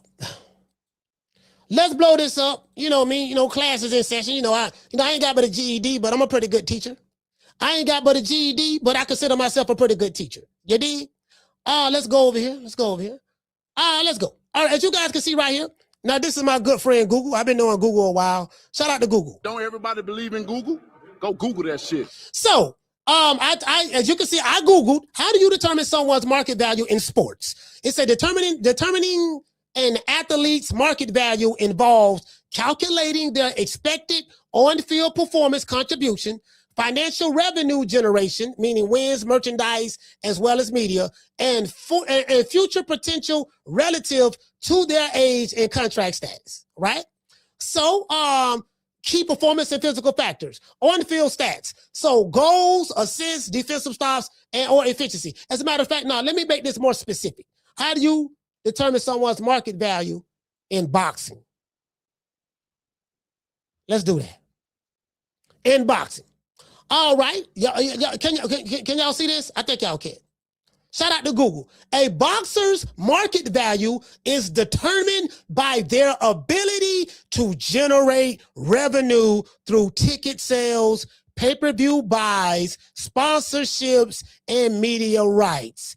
Promoters calculate this side or draw value, pretty much this side or draw value, by evaluating past gate receipts, TV ratings, social media followings, and regional or national popularity. Let's break this down a little bit more. Key factors in valuation: ticket sales, the gate. What your gate is, the capacity and price level of a fighter. The capacity or price level of a fighter can pull in a live arena based on their hometown or regional support. That's one. As you can see, he did good one time, but then the last time we fought Nair Albright, the shit didn't look too well. So we know, and then you know what happened with the Edmund De Los Santos shit, right? And so pay-per-view and streaming numbers. How many paying households or subscribers tune in explicitly because that fighter is headlining? Commercial appeal, corporate sponsorships, endorsement deals, and overall media-friendly marketability. Ryan Garcia has a lot of this, and he's popular on social media, right? And he's an example. Title status. What is the title status? Matter of fact, sorry about that. My phone tripping. Title status. Holding a major championship belt, WBC, WBA, IBF, or WBO, automatically elevates baseline north. So you talented a nigga, you ain't got no belt, you ain't got none of this shit. You ain't got no commercial appeal. I don't know what your streaming or pay-per-view numbers is. You ain't never been on pay-per-view. And your live, well, and your ticket sales. That's easy to find out. I can find out what your ticket sales is at the gate. That's easy. And then you've been a co-main event pretty much all of your career for the most part. Title status. We looked at title status, risk versus reward. The competitive danger the fighter poses balance against how much money they bring to the table. So this right here is what they're saying. So what Keyshawn Davis is saying, this is why I bust your ass at. They're saying that the risk versus reward is too high. And we need to be compensated a lot more money because of the risk versus reward. So Kiki is acknowledging that it's a huge risk fighting Devin Haney. Devin Haney, the Deebo Devin Haney, the silver spoon kid.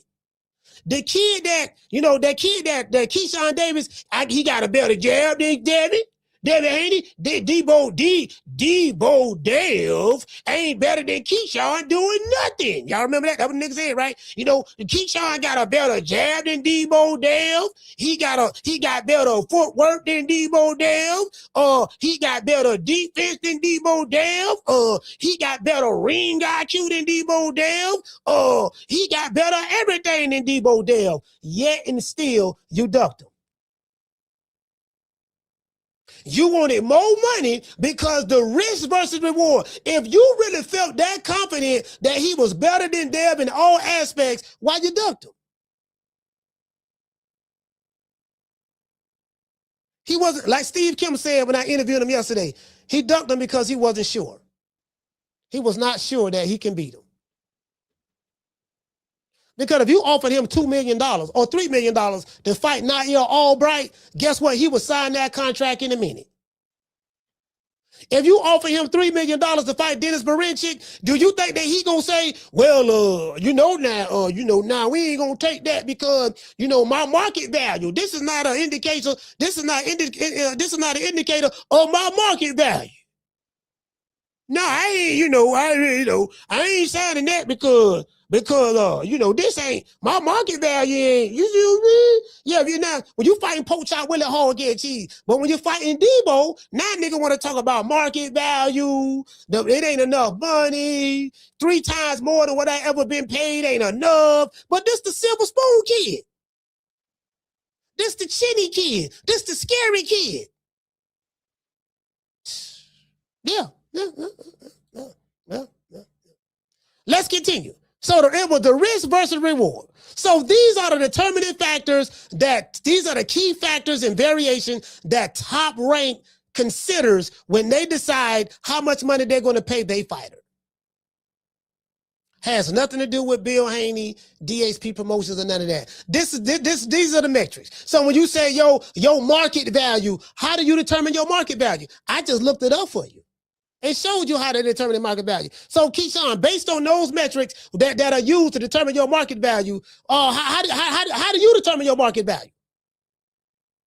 Because I'm going to educate you niggas on how to do it. Because ain't nobody on YouTube did it. I just Googled it for you. A simple Google search. So how do you determine that you're supposed to get $5-6 million? How did you come to that conclusion? Based on ticket sales, based on all of the metrics that it take in order to determine a person's market value. How did you come to that conclusion? Anyways, Liam Paro might be up next, but I'm gonna tell you something. I wish this kid right here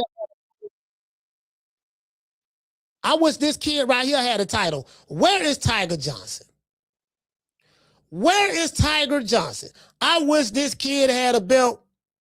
I would love to see that Tiger Johnson and Deebo Devin Haney fight. The reason why I would love to see that is because Tiger, there's history there. I want to show y'all this. Let me show y'all this.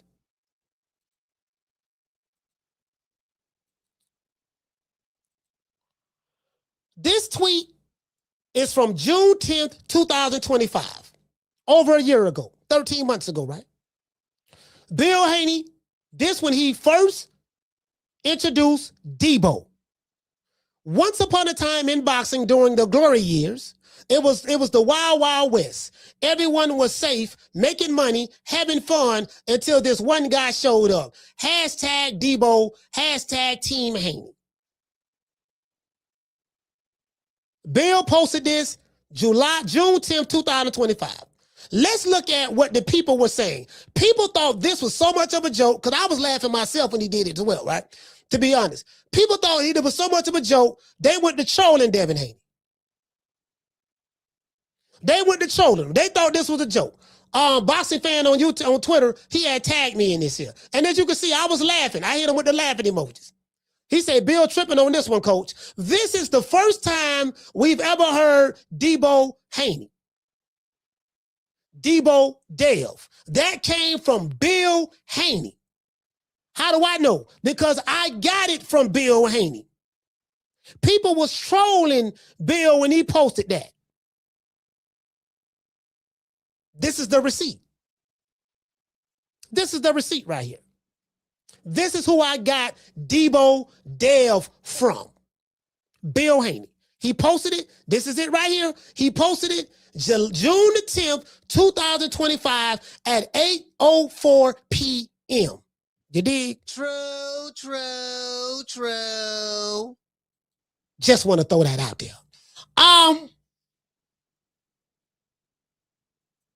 Let me call Bill. I don't know if he's available, because we need to get some answers. We need to find out who they fighting next. The Liam Paro, I see that there. Let's look that up. Let's look that up. Hold on. Seeking out. I don't want to do no FaceTime with him.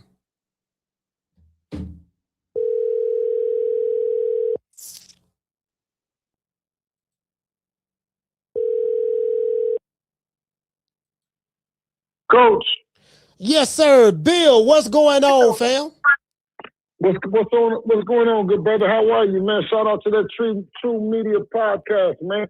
What's going on today? Hey, man, look here, man. I'm telling you what's going on. I'm trying to get on the list. My people told me that I need to be on the list. Deebo Dev has had 2 people that fell off the list for whatever the reason may be. And you know what? I tell you what, since y'all are having trouble finding opponents, I want to throw my hat in there. Just, you can put me at number 10. I can work my way up the list. Just at least do that. I'm trying to get the highest payday. I promise you, I would not turn down them $3 million Keyshawn turned down. I don't need that. Just give me half of that, and I'm trying to work that out right now. What's up? Can I get on the list? Yes or no?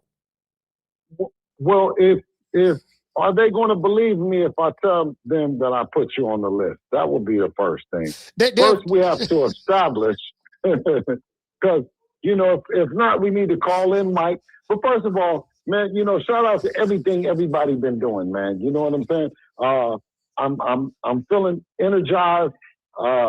You know, things are looking good. You know what I mean? We've, of course, did our best to try to do what the people wanted to do.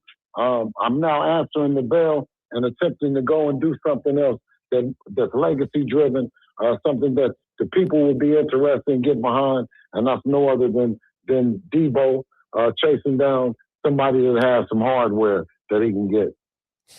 Bill, just to clear everything up, how did you come up with the term Deebo for Devin? What did you get that from somebody? You know, no. We kept getting the resistance that we've been getting, and I'm saying this.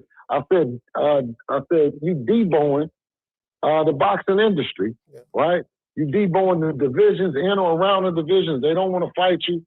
You know, those that have, and you know, everybody that got a belt from Robert Eastern, you know, to Adrian Broner. You've always Lomachenko, Mikey Garcia. You know, Bad Motor Scooters. You know, we've always seen them and wanted to fight because the people say that they're good. The championships and the belts prove it. You know, and he's just been Deebo, and that's where I got that from. All right, so y'all heard it here first. Bill said that he gonna put me on the list. So Bill said he gonna put me on the list. So I'm on the list. Now they don't believe you. Look, don't worry about it. You can scream it to the top of your lungs. They're not gonna believe it, so we ain't worried about nothing. Man. Yeah, no, what I'm gonna do? I'm gonna get in contact with the white man. I got about 4 or 5 good white men that I have a good relationship with in the Boston media. I'm gonna get in contact with them, get them to report it. Then the people believe it. Bill, I just saw a report on Twitter that Liam Paro, MVP boxing promotions, said that they are interested in making a fight with Deebo Devin. I like that, to be honest, because it's a part of my boxing criteria. It's a unification match. It's for something. It's a high stakes fight. If Devin go in there and have a bad night, he can lose to this kid. This guy's a gamer. I know y'all are familiar with who he is. I know he came over here in America and he used to spar a lot of people. Liam Paro, he's a pretty good fighter. Is that something that you'll be interested in doing? What Devin Haney will be interested in doing? I mean, it ain't but one thing for the Liam Paro and the Liam Paro team. You know what I mean? Is to step up. You know what I mean? Deebo is looking for you. Deebo is looking to strip you out. You know what I mean? And it's and we're looking to get back in there soon. So, shout out to Liam Paro and that performance he did down there with Crocker. He took the belt off of Crocker. When we came out the ring with Brian Norman, the one thing that we were screaming is that we want to unify. Not just unify, we want to undispute. And at this point in time, Liam Paro fits the bill as the next belt that Devin can get, and the quest to get on Mount Rushmore of boxing. You know what I mean? And we're looking forward to it. So we'll I don't know if any negotiations have started yet. So I guess what you're saying is nothing has really started yet. So he's with No Limit. No, they answered. No, No Limit. No Limit didn't answer. Okay. And No Limit, you know what I mean? It's on the table for No Limit. But Deebo, listen, the minute that Shakur and Keyshawn and that whole saga came to the unfortunate end that happens, you know what I mean, on Instagram, Twitter, and social media, versus actually happening in the ring. We moved on to looking at what else was available, and thank God we have an opportunity to unify. And this guy doesn't have anybody as well. So I'll give you guys a call back, man. I gotta go. All right, salute. All right, Bill had to go. All right, Bill, that's BH the Great. Let me timestamp this so I know what Bill at. He wasn't on long, so that's at the hour and 30.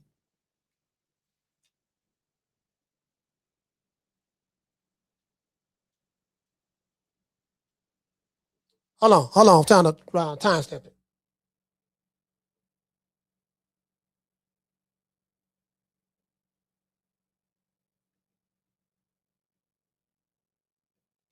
All right, that's it. I had to timestamp it because we're gonna clip that. You know what I mean? So, I'm not gonna lie. I mean, don't nobody really know a lot about Liam Paro over here. Fact of the matter is, I mean, if you hardcore boxing fan and you pretty much watch it like that, you know who he is. But he does, because I wanted to ask him, okay, if they reached out, so where would that fight happen at? Are you negotiating for that fight to be in America? Does Devin have to go to Australia? It's a whole bunch of questions I had, but we'll get them back on. But what I'm gonna do, we're gonna pay some bills, give a shout out to my sponsor, and then after I give a shout out to our sponsor, I'm going to drop the phone lines. Sitting in any kind of jail right now for child support, driving on a suspended license, or a missed court date? Don't even trip. I made one phone call to IT Bail Bonds, and they had me out the same day. No judgment, no games, just real people who move fast. If you or a loved one is locked up in the city of Tampa, call IT Bail Bonds at 813-231-2663. IT Bail Bonds is located at 6201 East Hillsborough Avenue, Tampa, Florida, 33610. IT Bail Bonds. When freedom is on the line, call IT. Man, shout out to the other face of boxing. Hey. Yeah. Oh, that look good. Hold on. How much fun?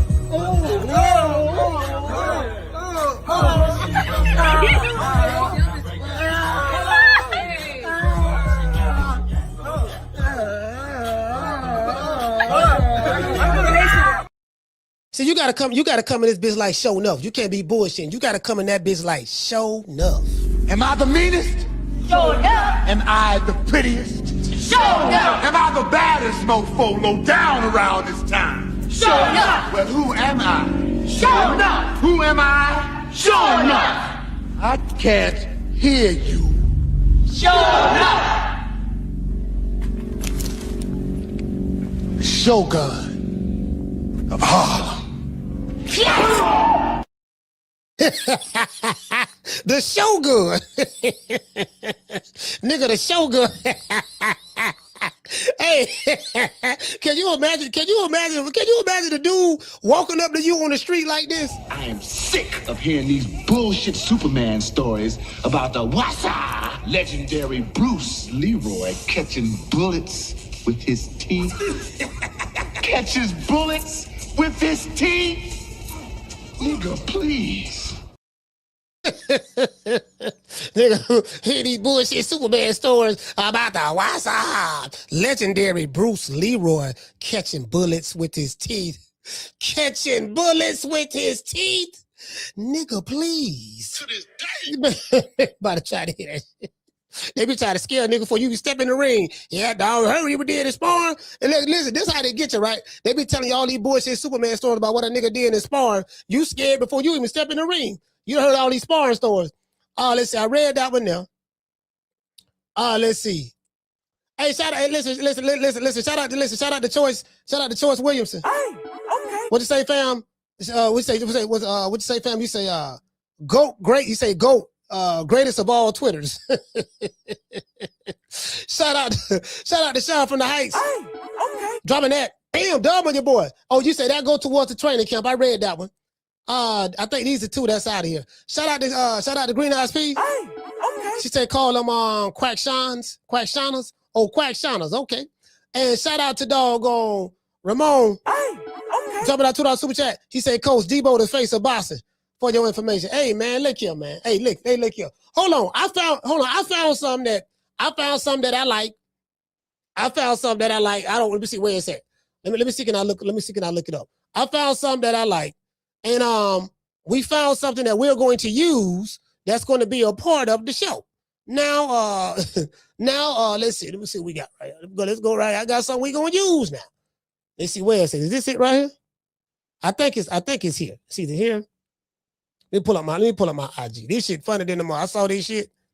I said, yeah, this right here, boy.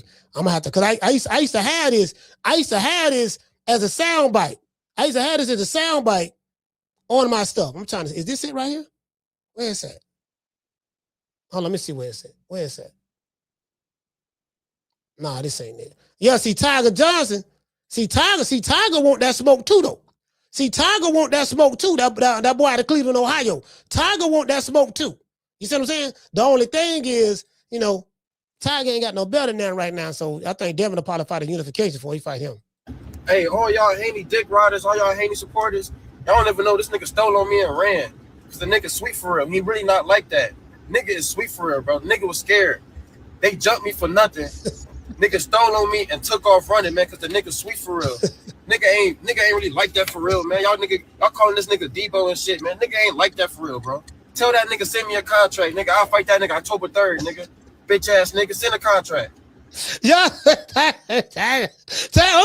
All right. That's what I'm talking about. Y'all know we love some good shit talking over here now. We love when a nigga talk shit. Let's hear it one more time. That's that boy. He make a valid point. He did get jumped now, so he wants some get back. Let's continue. Now I heard he got a, I don't know how true this is. I heard he got a restraining order against Bill and Dev. I don't know, you know what I mean? That's what I heard. I heard he got a restraining order. So if that's the case, I wonder will he have to drop the restraining order in order to get the fight? Will that be a part of the stipulation?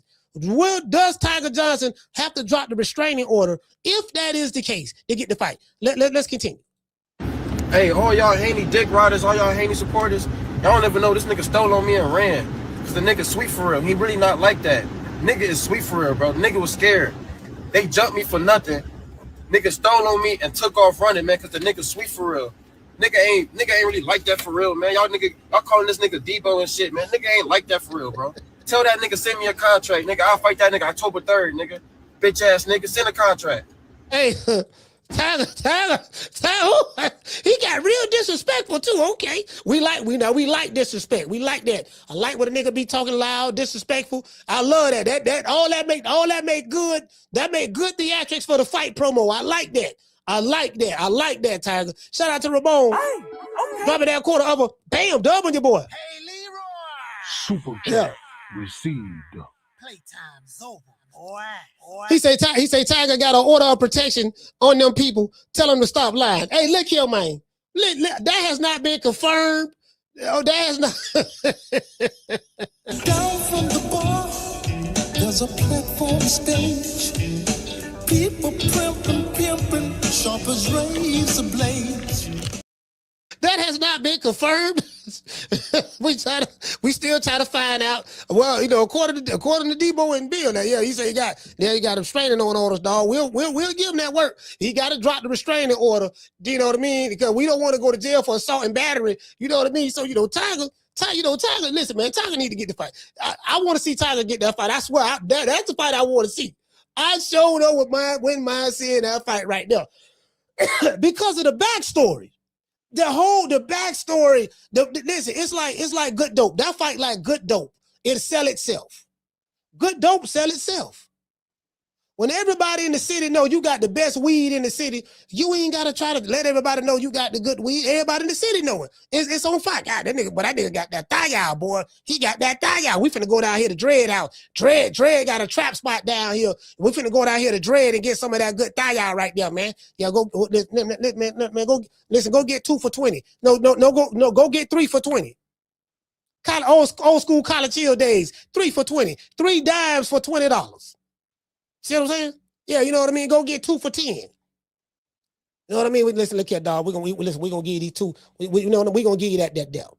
Give you 2 for 10. You see? You feel me? You know what I mean? Hold on. Let me see what's up. We got a cash out. Hey, okay. Hold on, let me see what this is. We got a cash out. Let's see. Somebody said, hey, shout out to Laura. What you say, Laura? Laura say, Coach, I can't get my super chat to work. Great show. Yeah, Laura, you know what? I don't know. I don't know what that is, sis. I don't know if that's I don't know if that's like whatever device you're using or whatever. I don't know. I have no control over that. But shout out to Laura. So anyway, listen. Tiger, I ain't gonna lie. I like Tiger Johnson. I do. I like Tiger Johnson. Hold on. I'm trying to find something. I'm trying to find something that I want to make a part of the show. You get what I'm saying? Is this it? No, that ain't it. That ain't it right there. Yeah, I'm trying to find something. It ain't there, so if it ain't there, it must be here. It must be. Is it here? Hold on. It must be. Hold on, y'all. I'm looking for something right now.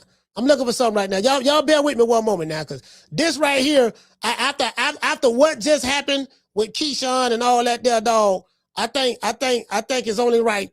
I think it's only right that I bring this back. We got to bring it back. Matter of fact, it must be on the book. Let me see something. It has to be on the book. It has to be on the book. Because where did I find it at? I like it. It had to be on. Is it on the book? It's not on the book. It's not. Is it on Twitter? It might be. Is it on my Twitter page? No, it can't be on my Twitter page. Damn, I don't remember where I saw it at. Is it on my Instagram? No, you know what I'm gonna do? This is what I'm gonna do. Fuck it. We need to bring this back. Hold on, y'all. I'm finna tell y'all what we need to bring back. Because I used to play this. I used to play this all the time. On the show. You get what I'm saying? You got all the ducks right there. You got all the ducks. Niggas ducking. Assembly line full of ducks. Niggas ducking smoke. Niggas turning down career high paydays. All the ducks right there. Yeah, man, we got some sugar. Yeah, you get what I'm saying, fam? Like, I don't want to leave the ducks out.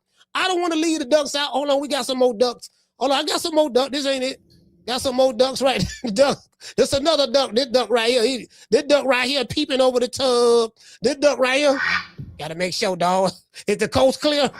Is the coast clear, dog? Is the coast clear? Where them niggas at? They gone? Hold on. Is the coast clear? Is the coast clear, dog? That's all I want to know. Is the coast clear? He asking me, is the coast clear? Is it safe to come back out?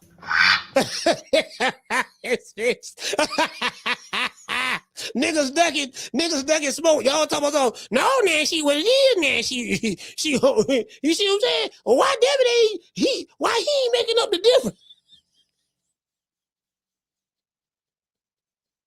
Four lines You open. wanna talk some shit? Call me. Start some shit, bitch. Sup, fool? You gonna talk shit about me, homie? Where you from? Hundreds of niggas is waiting for your motherfucking call, and they all talking shit about you right now. Call the coach at 530-494-9636. We waiting on your bitch ass. Yeah, man, anybody trying to hear that shit, man. Nigga, you know what I mean? It is what it is. Liam Paro, listen, I like that. Liam Paro, I'll be honest with you, I like it because it's a unification. I like it because it's a unification. I do. It's a unification. I like that, and that's a part of my boxing criteria. See what I'm saying? Caller, what's your name and you calling from? Jamie from New York. Jamie, talk to me. Hey, I like that duck, man. Are you ready for gun emojis? You're gonna get them, coach. They're coming. Hey, man, what happened to Keyshawn, bro? You know, his people forgot to tell him, you know, sometime in your career, you got to be the B-side, bro. You know?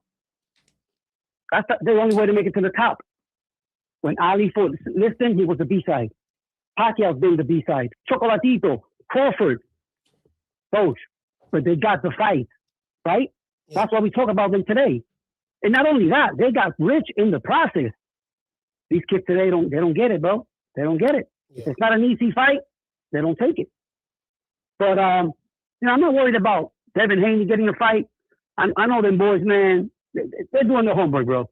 So they're gonna find somebody. You know what I'm saying?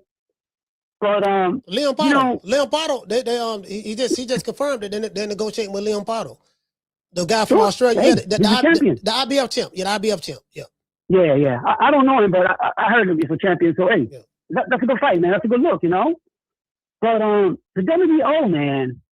Oh, just say this about them, bro. I like the WBO. All right, don't get me wrong. You know, they have something that separates them from the rest. You know, it's that they have this one rule. When you're a champion in a lower weight class and you want to move up, you grab that belt and they make it mandatory, bro. I like that. I think that's good for boxing, so you get to skip the line. Okay? But the reason I say that, because these guys of these lower weight classes, you know, sooner or later, this is reality. You're going to outgrow the division. So they don't have to go through all that, because I feel that they earned it. So by moving up like that, dropping your belt, I think that's a good look. Yeah, but the bullshit part about the WBO, Keyshawn Davis was never a champion at 140.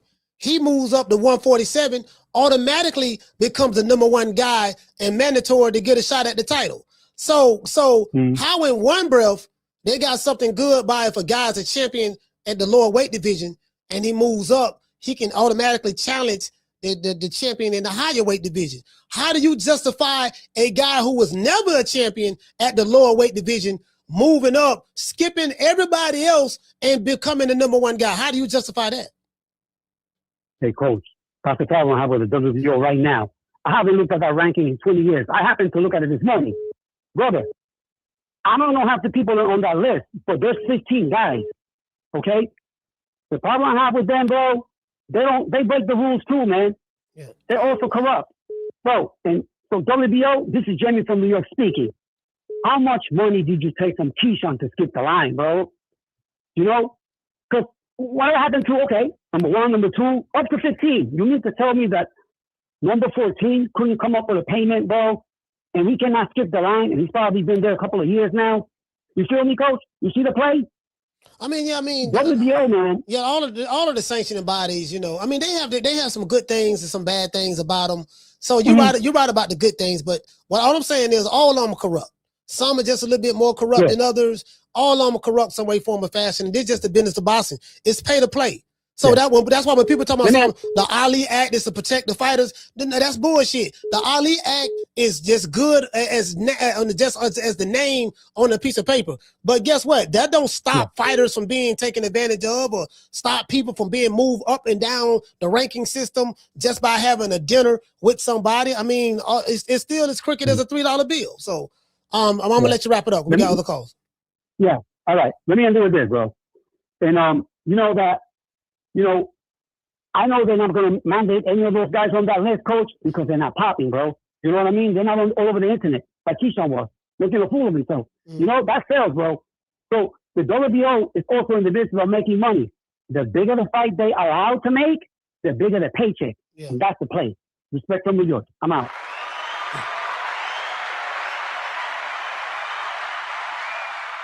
And another thing, I do believe, if I heard this correctly, I think Gustavo but prior to this entire purse bid fiasco, he was saying that if Devin Haney were to sign with Zuffa Boxing, he would be stripped of his WBO title by signing over there. Okay, well, Shakur Stevenson has signed over there with Zuffa Boxing, and he still has possession of his WBO title.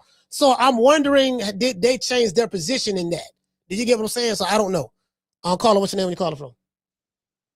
Mark from Philly. What is your name? Mark? Buck, B-U-C-K. Okay, Buck, talk to me. Yo, we saying everything but fight Boots. What's going on, coach? You mentioned everybody but Boots. He the only one available right now. Right now, he's available. Everybody else not available. They was quick to call Zion. Yo, Zion's got 2 belts. Like I said before. Yo, go get that. Now they want to go unify, undisputed. That was never part of the plan. It was part of the list. Liam Paro on the list, coach. Are you trolling or are you serious? I ain't know if he's gonna listen or not. Okay, cool. Since you're dead serious, let's go ahead and entertain this right quick. You got about 2 minutes. So Devin Haney fights at 147, welterweight. And I think he only had one fight at 147.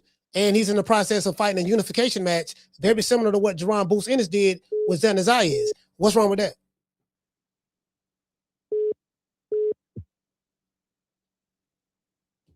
Caller, you still there? You're not muted or anything. Just what's wrong with that? I ain't what you say. No, what I'm saying is Devin Haney fights in the welterweight division. He's only had one fight at the welterweight division at 147, and he is in the process of fighting a unification match, very similar to what Jerron Boots Ennis did with Xander Zayas. What's wrong with that? Shakur only had one fight at 140, and I was begging to getting up to 147. You're deflecting, sir. You keep talking about Shakur. You're deflecting. When you go to bringing up somebody else, dude, that's deflection. Don't talk. Just I'm saying, what's wrong with that? I'm asking you, what's wrong with Devin Haney fighting a unification match? What's wrong with that? I mean, that's shit easy. I thought we want the biggest and best fight. We know what's going to happen in that fight. Ain't going to walk them down. That's an easy one for Devin. Well, Boots got other fighters he can fight at 154. You got Sebastian Findor, you got Virgil Ortiz, and he could become undisputed. He could become undisputed at 154. So, and then guess what? Boots and Devin Haney, they can fight later on down the line if they choose to. That doesn't mean they're not going to fight. If Devin got something he's going to do and Boots got something he need to do, then so be it. That's the reality of the situation. I don't see nothing wrong with that. Unification match. Again, I have a boxing criteria. Do you have a boxing criteria, sir? Not really. Okay, cool. Thank you for calling the show.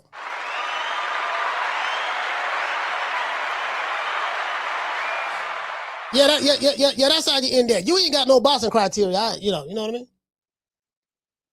I see nothing wrong with the guy having a unification match. What's wrong with that? I didn't have a problem with Boots not fighting Virgil or whatever, or not waiting on Virgil and fighting Xander Zayas. I had no problem with that. I have no problem with Shakur Stevenson fighting another champion, unifying the weight division. Why? Because it falls a part of my boxing criteria. What is my boxing criteria? What is the level of competition you fought? How many top 10 fighters have you fought? Did you dominate the weight division? If you're in the weight division, you got to fight other champions. How many career-defining fights have you had? And did you fight the best in the division? What's wrong with that? Caller, what's your name when you calling from? Caller, what's your name when you calling from? Oh, okay. Oh, sorry about that. I thought I pushed the button. Caller, call back, fam. Caller, call back. Yeah, I don't understand that. Like, how you gonna try to troll the nigga for trying to unify a division?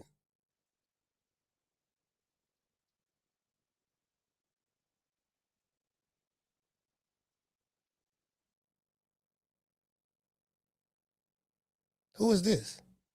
Oh, my bad. Somebody sent me something. I'm looking at it. My bad. Caller, what's your name when you calling from? To accept, press 1. Hold on. Fuck.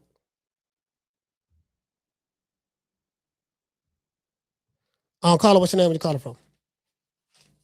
This is Kelly from California. Kelly from California, talk to me. One thing is not adding up to me, man, with the whole Keyshawn Davis thing, because he sold a lot of wood tickets to people that he think he can beat. How come he was doing all that wolf and he don't think he can beat Haney? Because that's what it comes down to. Because if I know I can beat somebody, I'm gonna take a good offer when I see one. But if I know I can't beat him, I'm gonna try to get as much money as I can to fight this guy. I'm gonna try to ask for as much because I know I'm gonna get my ass handed. I'm gonna get beat. I'm gonna get my ass handed to me. So you know what I mean? Can somebody break that down to me? Like, what's this guy thinking, man? Like is he on cocoa or something like that? I mean, break it down to me, coach. No, he don't. He didn't feel confident that he can beat him. It's that simple. Exactly. It's really nothing to really overly think. They thought that Devin Haney was afraid of Keyshawn because of the hype that was coming from people who stamped him in the industry. His little brother, his play brother. They tried to do that. That didn't work. And then when the rubber hit the road, he turned down a career high payday to avoid fighting him. It's just as simple as that. That's just reality of the situation. There's no window dressing it. Right. There's no trying to. It's nothing to overthink. He turned it down. Anytime you turn down life-changing money, 3 times more than what you ever been paid, a fight that you hunted down. You was in the ocean looking for this nigga. You were doing all that stuff there, right? So I'm kind of like past him at this point. What you think about who you think Devin Haney should fight next? I think he should stop. He should stop cherry picking, man, and give Tiger, man. He should give the fans what they want, man. Because if you ask the everyday casual fan, they do not want to see that Liam Paro, because Liam Paro lost against Hitchins. You know what I mean? So if Hitchins can beat somebody like Liam Paro, why would you want to go fight the same person that somebody that Devin Haney and his team probably think that they can beat Hitchins? Well, I'm not sure if they can think I'm not sure if they think they can beat Hitchins or not. But if you fight another fighter that already been beat the guy, you know what I mean? If Hitchins already beat the guy, why would you want to fight that same guy? He should fight somebody that called him out. And you know what I mean? Come on, bro. Like it's a no-brainer to me. But it just smells like there's some cherry picking going on. How was it cherry picking when Liam Paro had reached out? According to what's being reported, I just read it. Liam Paro's promotional company, No Limit Promotions, reached out to them to try to make a fight. So it appears that Liam Paro is cherry picking Devin Haney. And Liam Paro is the IBF champion. He has the belt. So that's a unification match. From a historical standpoint in the sport of boxing, unification matches are always good because it brings clarity to a division. Because if you have one guy beat another guy and become a unified champion, then if he can fight those other guys, and let's say there's a conclusion. Let's say one guy end up winning all of the belts, then there is a conclusion who is the best in the division, the guy who fought everybody and got all of the belts. So that's a part of boxing history as well. So that's the reality of the situation. Okay. So the last question I have for you: what chances do you give Liam Paro to beat Deebo? I don't give him a chance. That's the final question. Yeah, I don't give him a chance at all. I think Devin Haney gonna beat the brakes off of him, to be honest. Okay. So So what about Tiger Johnson? What chance you give Tiger Johnson to beat Haney? Now that's a good one though. I have Devin Haney beating Tiger Johnson. I don't think he has enough experience and nothing of that sort, but I still want to see that fight. Okay. I'm not the type of guy who because triangle theories don't work in boxing. Just because Richardson Hitchins beat Paro, that doesn't mean that Devin Haney is going to beat him. But however, I have to be honest with you, from a stylistic standpoint, I don't see anything that Liam brings to the table that Devin Haney cannot overcome. So, but we still got to see that fight. Just like didn't nobody give Xander Zayas a chance against Jerron Boots Ennis, but he still got to fight that guy in order to unify the division. Right. That's just the reality of the situation. Right. You're right, Coach, man. Thanks for answering my call, man. I appreciate you, brother. Yes, sir. Yeah, do I think Liam Paro gonna beat Devin Haney? Hell no. But guess what? That don't mean I'm wrong. I mean, that don't mean I'm right. Hold on. They said what? Oh, okay. All right. Hold on. Somebody just sent me something on Instagram. Caller, what's your name? Where you calling from? What's up? M1 for the BX. M1, talk to me. Yeah, he should fight Liam Paro, and hopefully he could get race his ass Ryan in the ring. You know what I'm saying? Which that's gonna be hard, later on. But remember like 2 weeks ago, I was telling you that Keyshawn was looking funny in a few fights, and he was having trouble. Ever since he left Bomac, I've seen that shit. Like, I don't know. Like, to me, he's digressing in his fights and shit. And, when he left Bomac and Dumbbell, he should have stood with Bomac, because I believe that if he was with Bomac and them, he would have took that fight. But that team that he got, them niggas is whack. But that's the only thing he could do now. And if Ryan don't give him the fight, then just fight Tiger after that. That's two fights that he could have right there. Liam Paro and Tiger, back to back. What you think about that? I mean, at the end of the day, you got to fight what's available. You know what I mean? So if you got guys that's ducking you in fights and pulling out of purse bids, ain't nothing you can do about that. You have to move on to the next guy. There's no need of even entertaining the guy who says, I'm too little to fight you. I'll fight me here and then give me a rehydration clause. There's no need of, because if a guy is saying he's too little to fight you, then he's telling you he don't want to fight you. Leave him alone. Let the little guy go fight the other little guys. And then the little guy's little brother, he don't want to fight you, so he wasted your time. So you got to move on to the next guy. And it may end up, if he end up fighting Liam Paro, do anybody over here in America want to see that fight? No. Don't nobody know who the hell Liam Paro is, to be honest with you. But what the fuck are you to do? Yeah. If you're trying to, become undisputed in another division, you got to fight the other champions. There's no way that you can become undisputed without fighting the other title holders. That's the reality of the situation. That's a fact. Now it doesn't mean that you're not gonna fight Tiger Johnson. You're not gonna fight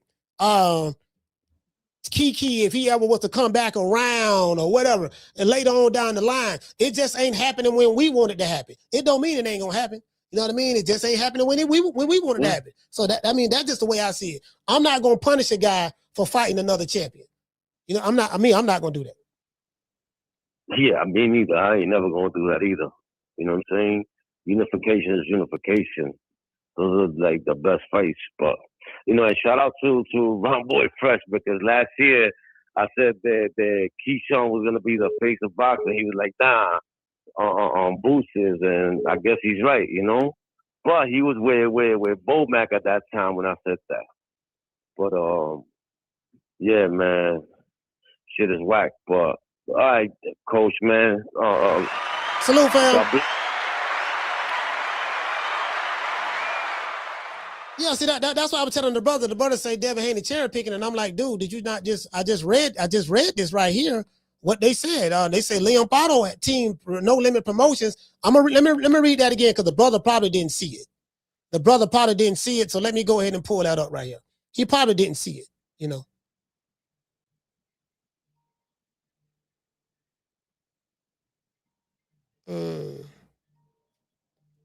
Got another call calling there.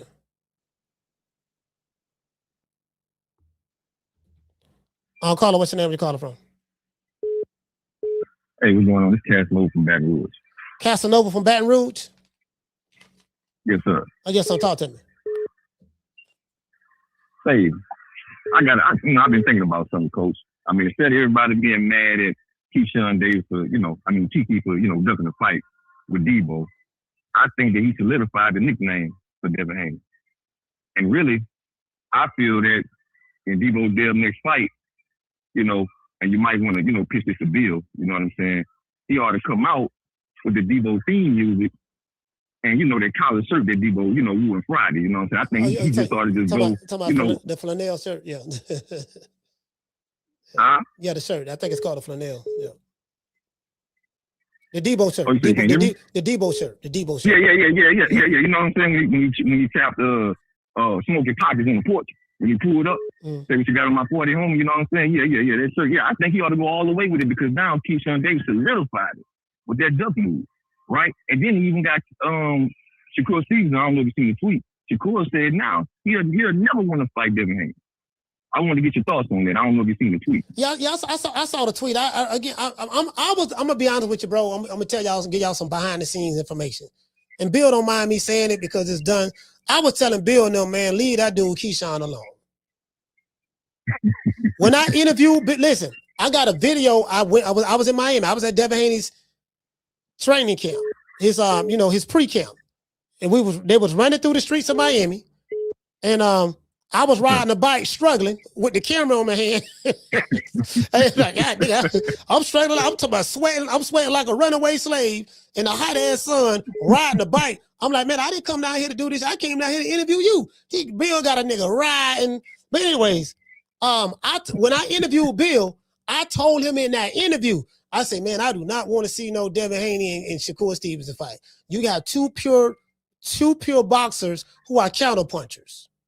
It's gonna be a bunch of jump back, feint, jab, shoot the jab, 1-2, maybe tie up every now and then, and it's gonna be like unless both of them fight each other, unless it turns out into a fight, I don't see it. You know what I mean? And I said that in the interview. I said I want to see Keyshawn Davis. I was advocating for Keyshawn, and I told him in that interview.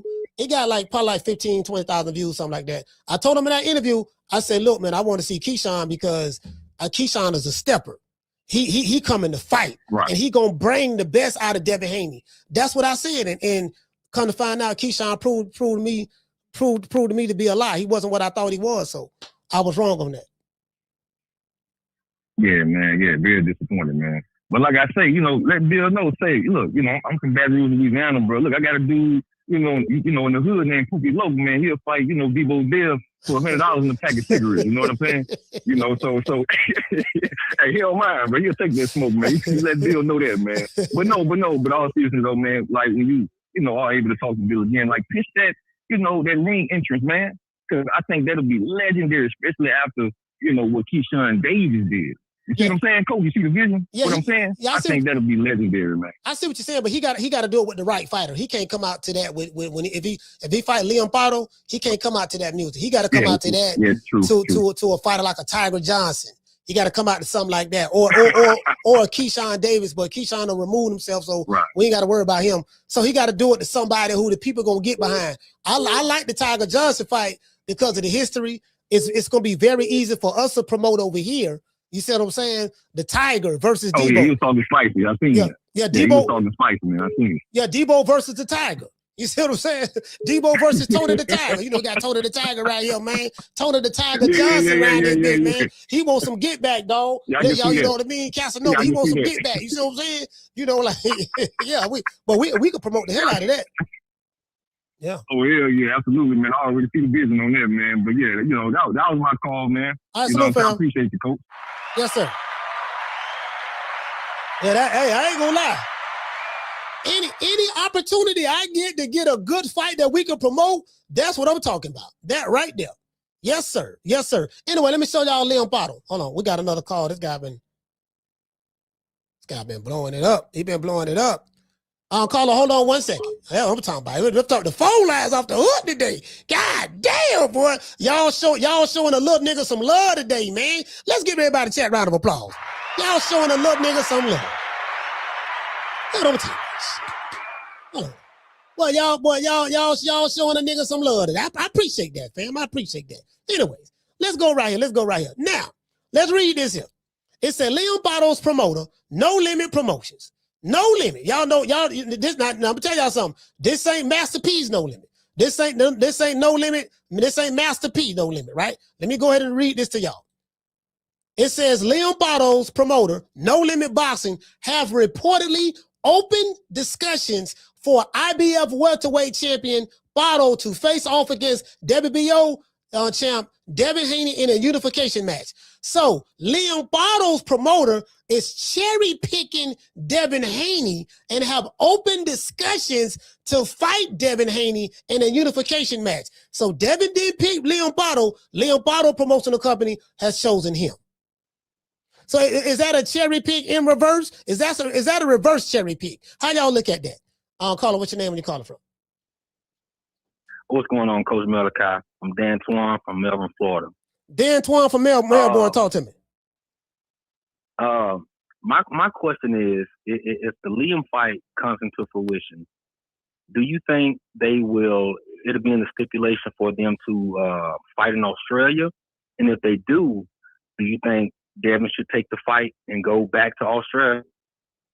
To be honest with you, bro, I don't have the answer to that because we got to wait till they negotiate and find out what, until we have a final deal.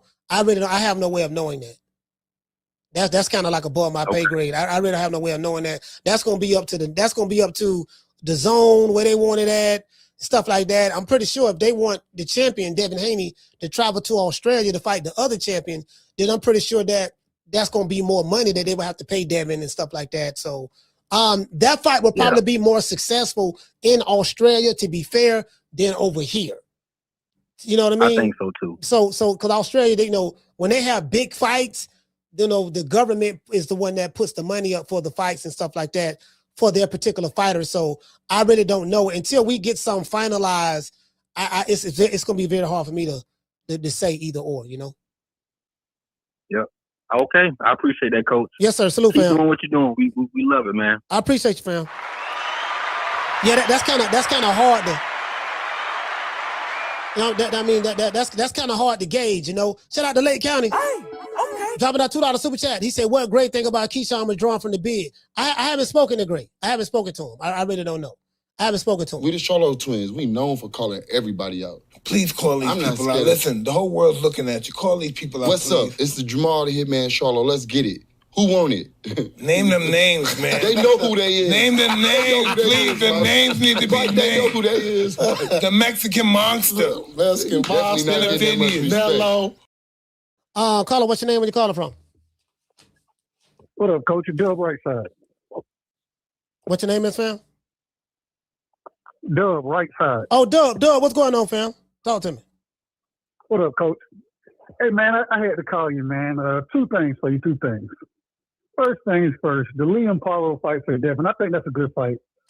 I see people saying, Devin going to beat him easy. We thought Matias was going to beat Paro easy. Yep. And he went in there and put them paws on Matias. In Puerto Rico. Exactly. So, got to give him credit there. I got to give that man credit. And Richardson Hitchins fight, that was a close fight. You know what I'm saying? That wasn't no easy fight for Hitchins. So, wait a minute, hold on. Thing. That was the fight was the fight that we thought that Hitchins lost that fight, right? Was that the one? Yeah. I believe that was a split decision, wasn't it? Yeah. I think that was the fight that Richardson Hitchins, he got a gift in that fight. A lot of people thought he lost that fight. I think it was. I want to say that was Liam Paro, but I could be wrong. But go ahead. But the second thing, man, I'm saying that Devin need to go fight Boots, right? No, I ain't got no problem with that fight. But Boots he on his own journey right now to undispute 54. He's supposed to be fighting Josh Kelly. The Josh Kelly fight is the same type of fight that Devin will be in if he fight Liam Paro. Liam Paro, it is. You know what I'm saying? So these guys, they moving in their own pathway.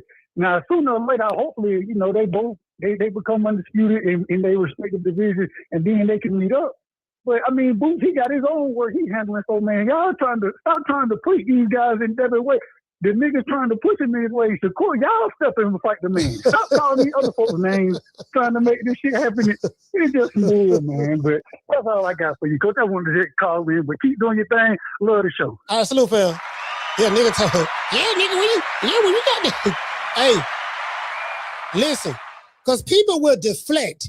And what happens is they'll deflect to something else. Ooh, look over there. Why he ain't doing this? And they're like, fam, it's so disingenuous.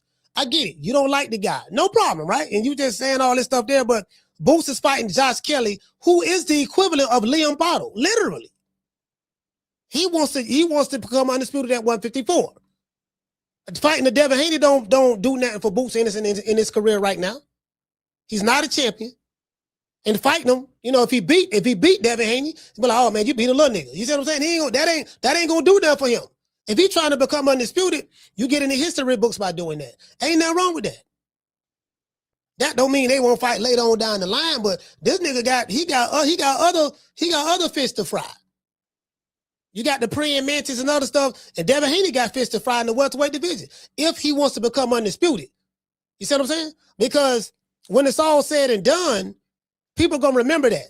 People remember events. You remember when Canelo became undisputed. You remember when Crawford became undisputed. You remember when, if you go back further enough, when Pernell Whitaker became undisputed, when Mike Tyson became undisputed, when Evander Holyfield and Lennox Lewis became undisputed. Ali, you remember events when there are big fights, who you fight and when you fought them. Those are memorable matches when all the stakes are on the line and it was a big fight. What made it big? Because this was a dangerous fight. And it was a unification. Again, I have a boxing criteria. What is my boxing criteria? What is the level of competition who you fought? How many top 10 fighters have you fought? Did you dominate the weight division if you stayed there for a long time? How many career-defining fights have you had? And did you fight the best in the division? If you fight another champion, that covers the level of competition. Whether you think that champion got a snowball chance in hell or not is irrelevant. There's an overall consensus with the sanctioning bodies that this guy is a champion. If both of those guys fight each other, he took the belt from a champ. No similar than Boots taking the belt from Xander Zayas, or Crawford taking the belts from Errol Spence, or Canelo taking all the belts from Billy Joe Saunders and Caleb Plant when he became undisputed. That's in the criteria. How many top 10 fighters have you fought? Well, if you fight another champion, that's a top 10 fighter. If you fight the number one contender, that's a top 10 fighter. Caller, what's your name when you call it from? Hold on. Caller, what's your name when you call it from? Going once, going twice. Caller, call back. Caller ain't saying that, man. You call back, fam. He probably was having phone issues. I don't know. Yeah, you get what I'm saying? So that's why it's important to have a boxing criteria. Like I asked a young brother, the brother said, why he ain't doing this? Why he ain't doing that? And I asked, was he trolling? Because I know it's obvious he don't like Devin, so I want him to move up. He say he won't fight Boots. And then you trying to, he's probably ducking Boots and this and that. I get your angle. It's very simple. I get your angle, but I asked you a question. I said, do you have a boxing criteria? No. Don't nobody want to see no Liam Paro. Well, you do know that's a unification match. You do know that whoever wins that title will become a unified champion. How you ignore that? And this is the Generation Z. That part of what the Generation Z called. That's what I was talking about. Caller, what's your name when you call it from? Ernest from H-Town. Ernest from H-Town, talk to me. Hey, what's up, Coach? How you doing today, man? I'm doing good, brother. I'm thinking he should go and fight the Liam dude. And don't Ryan got the other belt at 147? Yeah, Ryan got the other belt. He's fighting Conor Ben. and then Roland Romero. Roland Romero is fighting Teofimo Lopez. Well, like I said, Devin gonna fight Liam, and then when the other guys get through they fight, set it up with one of them and get them. But Coach, I remember a time when everybody wanted to fight Deebo. Now all of a sudden, don't nobody want to fight it. Yes. They used to say he was the weakest one on the limb. Now nobody don't want to fight it. What happened to that? Man, these dudes flip flop so much, man. I gotta start calling these dudes flip flops. They do this. They do this to a lot of different fighters. It ain't just Devin Haney. It's if they don't like the fighter. It's this Gen Z generation. If they don't like the fighter, then they're gonna discredit the hell out of them. If they like a fighter, he could be doing the exact same thing that the guy doing that they don't like. They take a different position. They argue both sides of the coin. You can't beat them. You can't beat them. Man, Coach, that's why I'm glad I'm a boxing fan. I like a lot of guys, but I'm gonna tell the truth on all of them. If they shitting on themselves, I'm gonna give them some toilet shit. If they doing it right, I'm gonna back them up. Hey man, I appreciate y'all. Enjoy you, man. I'm at work just killing time, man. I should be called Coach. Hey man, I appreciate you, bro. H-Town drink some dinner on me, man. Hey man, I appreciate that, bro. Yeah, I love H-Town, bro. H-Town, a beautiful city, man. I was in H-Town last year, man. When I started back traveling again, I'm definitely coming back to H-Town. All right, man. Take it easy, bro. Yes, sir. Yeah, I love H-Town. Houston is a good city. I like Houston. Now you can't go in Houston, trying to holler at a bunch of women and all that. You can't do none of that shit there now. Just go there and just enjoy Houston. They got good food in Houston.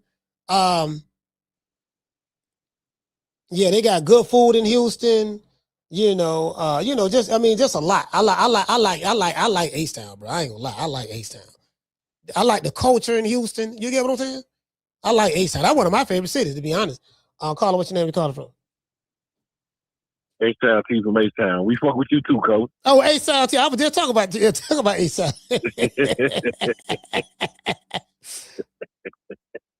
No, Coach, I was calling in because I just had the epiphany. And I wanted to see what you think about it. I think everybody, not just us over here, but I think the whole boxing community, as I don't want to say the whole, but most thought Brian Norman Jr. was going to beat Deebo. But when Deebo put him on his back pocket, I think that spooked a lot of these niggas. They didn't think he had a power. He was pillow-fisted, all this other shit. And when he hurt him, he had him hurt for a while. So I'm thinking, that's the reason why these niggas, just like the last caller said, everybody wanted to fight Deebo at one point. But as soon as he fought Brian Norman and beat him the way that he beat him, laid him down a little bit, he got back up, yes, but he put him down, it spooked a lot of them. Now they all out here, like I said the other day, woofing and all this shit. And I'm tired of the smaller man shit, the Shakur shit, oh, he's small. If I'm not mistaken, Floyd went up to 154 and fought Oscar. Wasn't Oscar the bigger man? Yep, bigger man, all that there. Yep. All that. But he went up, he fought him, and he beat him. But everybody want to be like Floyd. I'm just not understanding all this little man talk. When somebody is in or around your weight division, I just don't believe in that shit. But that's all I want to add, Coach. Salute to you. Salute to the chat. Hey, I'm going to answer this question for H-Town T2, man. Let me explain this. If you a little nigga, you got to stay in the little nigga's place. You can't be the little nigga talking shit to the other dudes who got the belts. Yeah, nigga, I want to fight you. I'm going to beat your ass. I'm going to do A, B, C, and D. In one breath, 1 minute you a bear. You the best thing smoking since Ali, since Ray Robinson. But the next minute, when it's time for smoke, I'm little. I'm too small. I'm little. Well, why you talking all this shit like you a big nigga?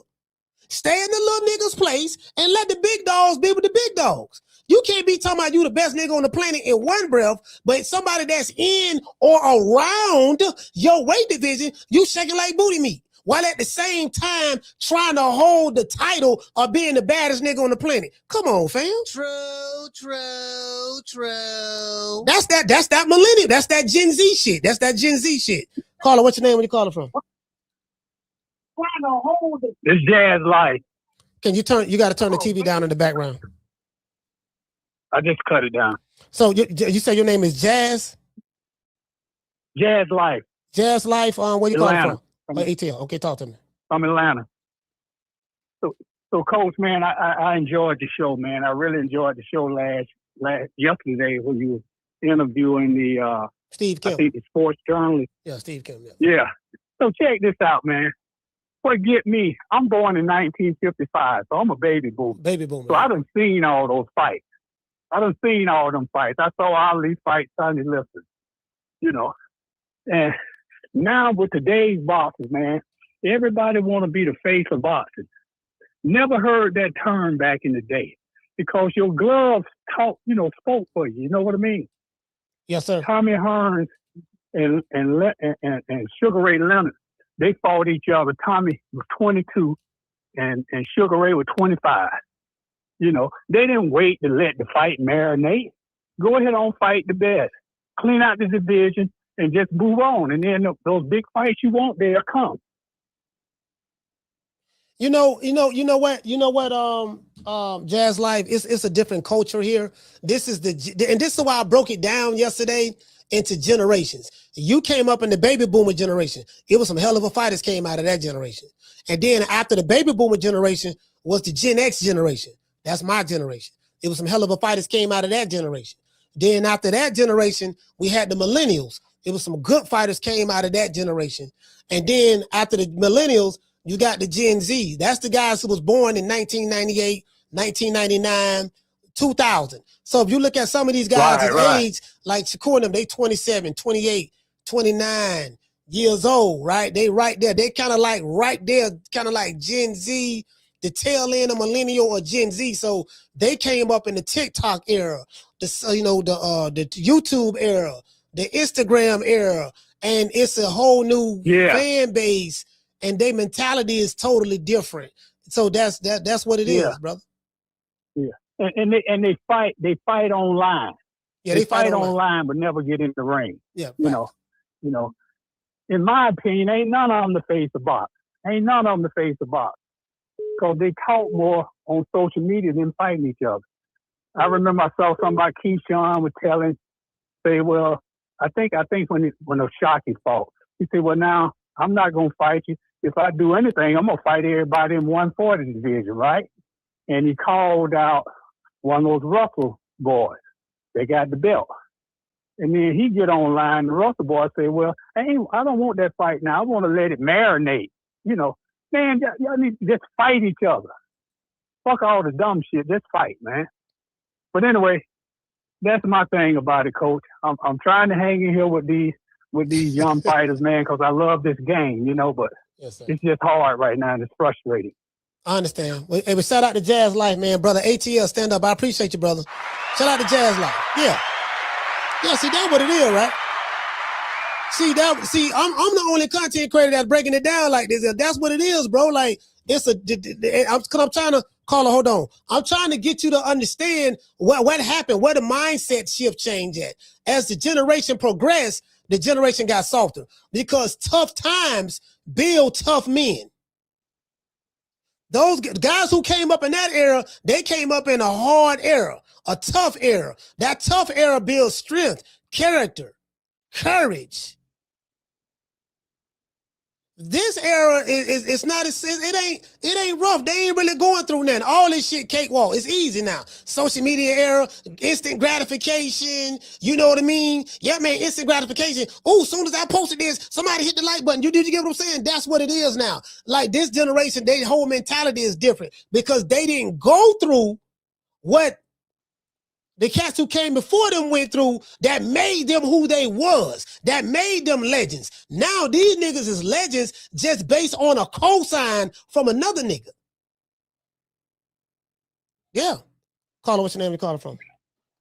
Man, this is Dilly Dale from Texas. What's going on, Coach? Dilly Dale, talk to me. Man, listen, all right, first and foremost, man, I appreciate your show, Coach. Appreciate you. I like what you're doing.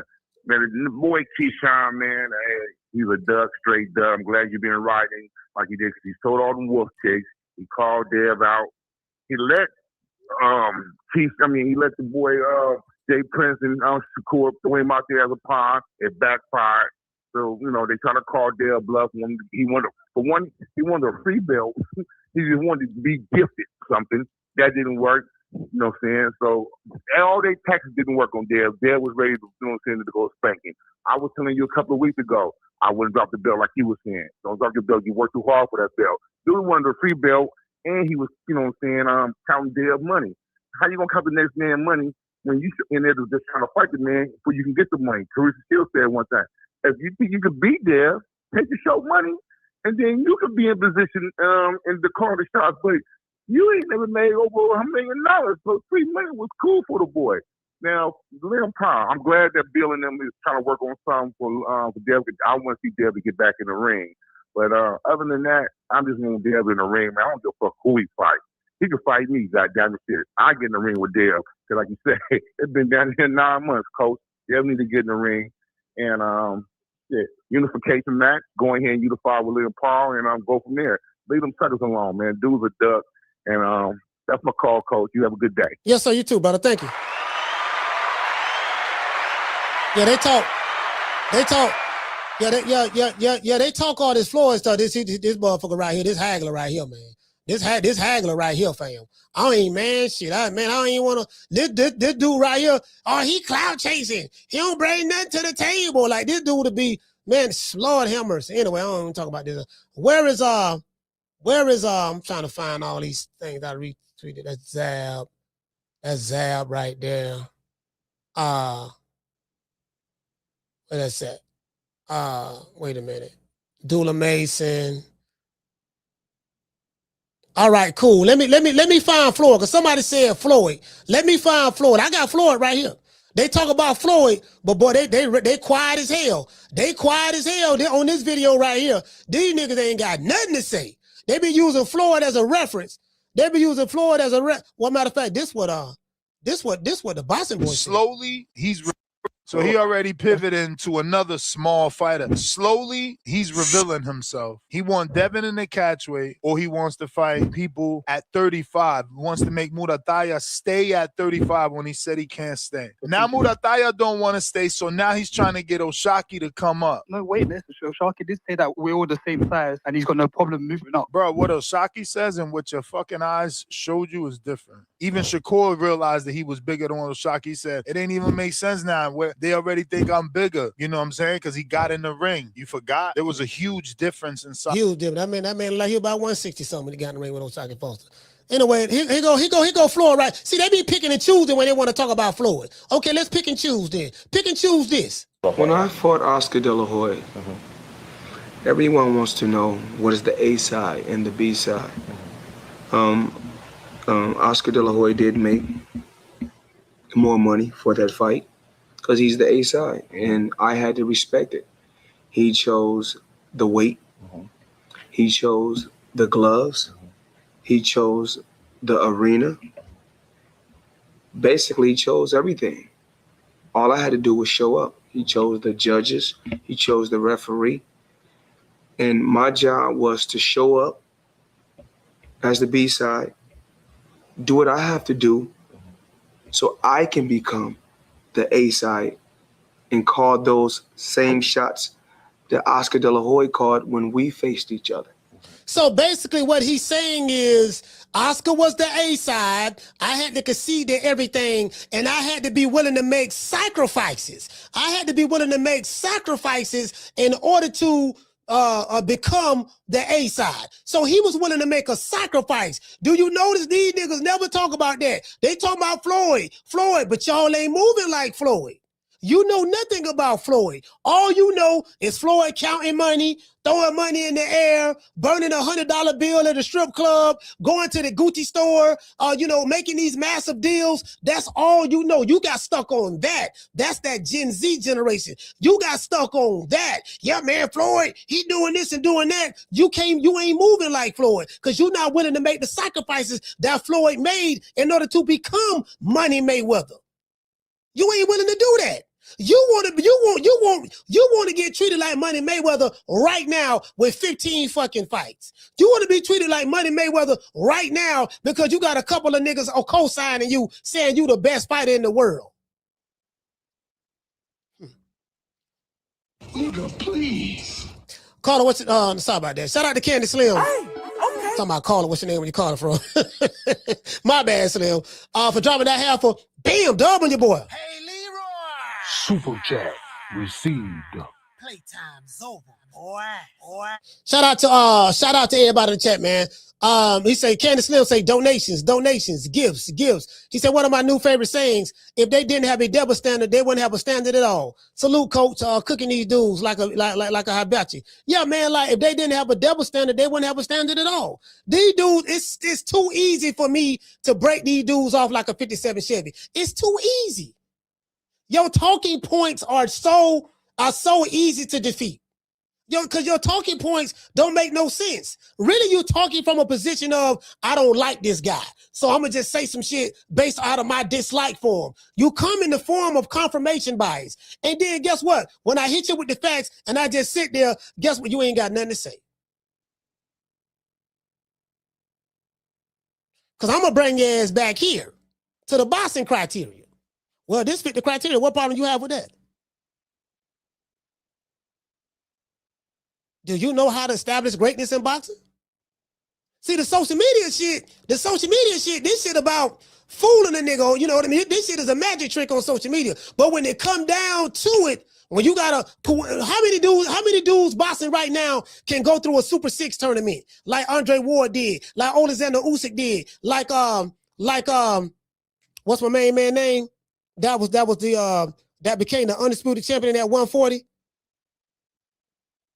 Crawford became undisputed at 140 in 2017.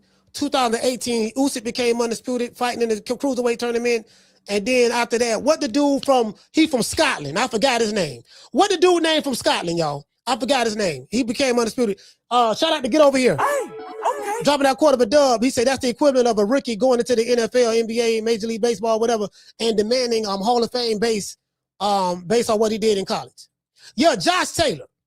Shout out to Claymore Rain. Josh Taylor. What fighter that you know can go through a Super 6 tournament like they did? These niggas won't even go through no tournament. They'll be making arguments for why we shouldn't go through a tournament. No, he got to fight such and such first. These niggas want to match make their way to the Hall of Fame.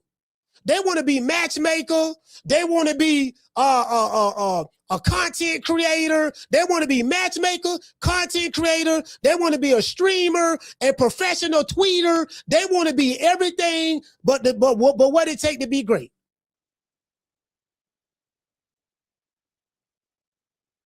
Yeah, I mean, that's just a reality of the situation.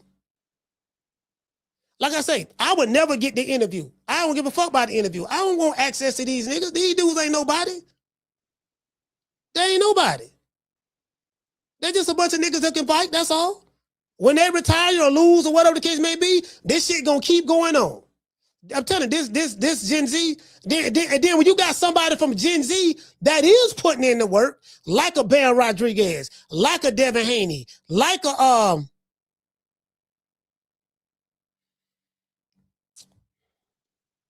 it's some more guys. I want to say, nah, he a little older. Because I was going to say Bam. I think Bam like the tail end of the millennial. I could be wrong. I think Bam not Bam. I think a New Way like the tail end of the millennial, or he could be Gen Z. I'm not sure. Like the dudes who, the Puerto Rican assassin, he fought Canelo. Edgar Berlanga fought Canelo, and he fought Hamza Shiraz. He got knocked out and he lost to Canelo, but at least he fought him. The Puerto Rican assassin did that. So I'm like, yeah, these niggas want to be matchmakers. They want to be friends. They want to be brothers. They trying to go viral. They want to be streamers. Bro, it's like, that's just the reality of the situation, man. That's where we at with it. You dig? Who you think he is? DJ Quick? No, huh? No, I ain't saying Kid Capri? I didn't say that. Oh, you must be Jimmy Walker. Blue, you ain't nothing. You don't deserve nothing. You don't get nothing. You get what I give you. I got a contract between me and you that say you do what I tell you to do. Therefore, shut the fuck. Don't say nothing. Don't speak to me. Don't look at me. I tell you something. Money, you know, I just said. Blue, if I raise up, gonna be trouble. Trouble. I'm walking off. Hey man, shout out to GG Masters. What they say, family? Say driving at the moment, but my squad and I will pull up heavy on your next stream. Hey, I appreciate that, fam. We going live tomorrow at 3 o'clock East Coast Standard Time. Some of these dudes got more work to do. They on that path. You got the Virgil Ortizes, you got the Fundors, you got the Jerron Boots Ennises, the Devin Haneys, the Shakur Stevensons, the Keyshawn Davises. You have the Kid Austins, the Abdullah Masons, you know, the Liam Paros, the Gary Antoine Russells, the you got some guys got work to do. I ain't just gonna throw a nigga on there just because somebody need to be there. It's just like the interview I did with Steve Kim yesterday. That wasn't an interview, that was a conversation. Basically, what you heard yesterday with Steve Kim, that was not an interview. That was just me and him having a conversation. So this is how we talk. The best interviews are the conversations. Like me and him, we so cool with each other that we had these are kind of conversations that we have just offline, just talking about boxing. That's what you heard. Like he said, just because you got 10 slots open in the pound for pound list, don't mean that all you got to fill them up. Because some people have more work to do. You have potential to get here, but you got more work to do. I ain't just gonna put you there just for the sake of putting you there. Well, he's a unified champion. Yeah, but who he fought? All unification matches ain't created equal. He might need to do a little bit more to get that slot. This is the entitlement era. And the crazy part about it, the old cats are the ones who are coddling them. They the ones doing the coddling. Well, yeah, you ain't got to do this, dog. You ain't got to do what I did to establish greatness, to get respect. Nah, you ain't got to do that time chain, dog. So what you got to do, just how many Instagram followers you got? Okay, you doing good on Instagram. How many Twitters you got? Okay, you got a lot of Twitters. And you mean followers? Yeah, Twitters, follows, same thing. How many Twitter? Okay, you got a lot of Twitter. Okay, when you tweet, how many times your tweet get retweeted? My tweet got retweeted 5,000 times. Oh, that's good. That's good. We can add that to your resume. Let's add that to your resume. You know what I mean? Because you got clout, you got followers, you popular. I'm looking at, I can tell just the interactions you getting on Twitter, you popular. You more popular than him. Like, bro, like this is that social media era. By popularity, by clout, and this and that. And I just, again, somebody got to hold the line and tell these, young man, that ain't how this works. That's not how this works. I mean, it sounds good, I understand, but do you have a boxing criteria? I don't know what a boxing criteria is. Yeah, that's the problem. What's your criteria? Okay, what's your criteria for how you decide whether you like a fighter or not? Oh, he's from your city. Okay. Outside of him being from your city, what's your criteria? Just ask.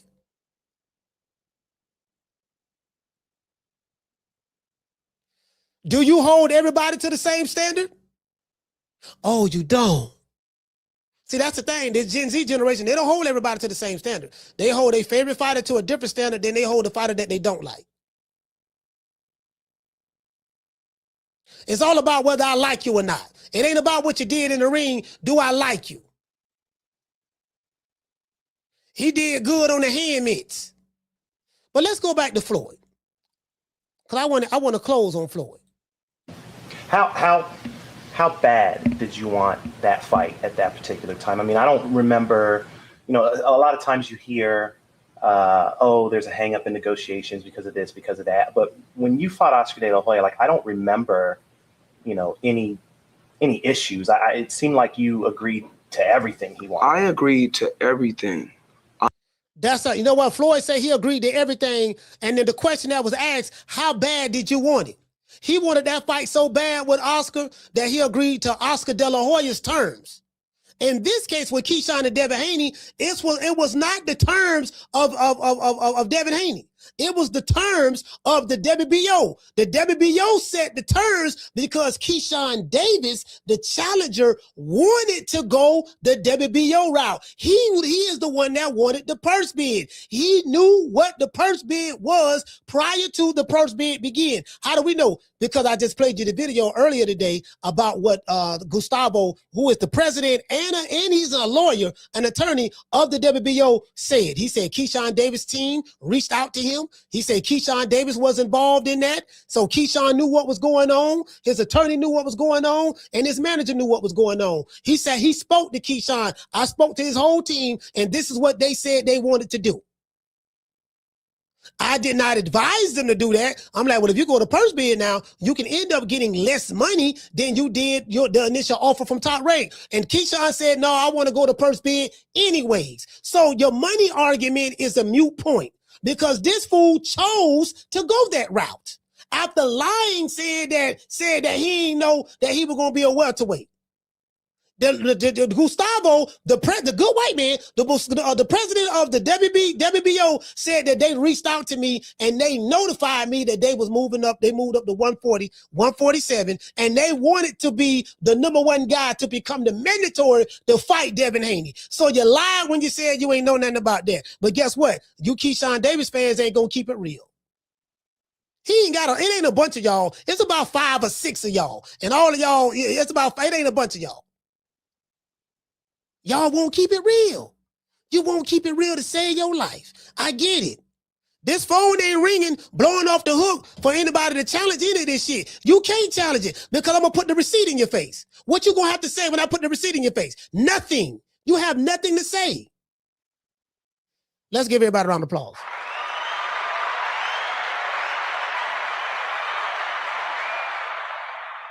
So when you talk about Floyd, you know what I mean? Make sure you talk about that. But when you are put in a certain position, he should be he's able to, like me.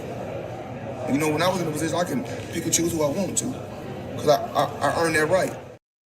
He said, when I was in a position, I can pick and choose who I want to because I earned that right. The key word is earned. You did this entitled Gen Z generation. Y'all don't earn nothing. You feel that you automatically entitled to it. Y'all like spoiled brats, little kids. You act like you are entitled to some shit that you didn't even earn.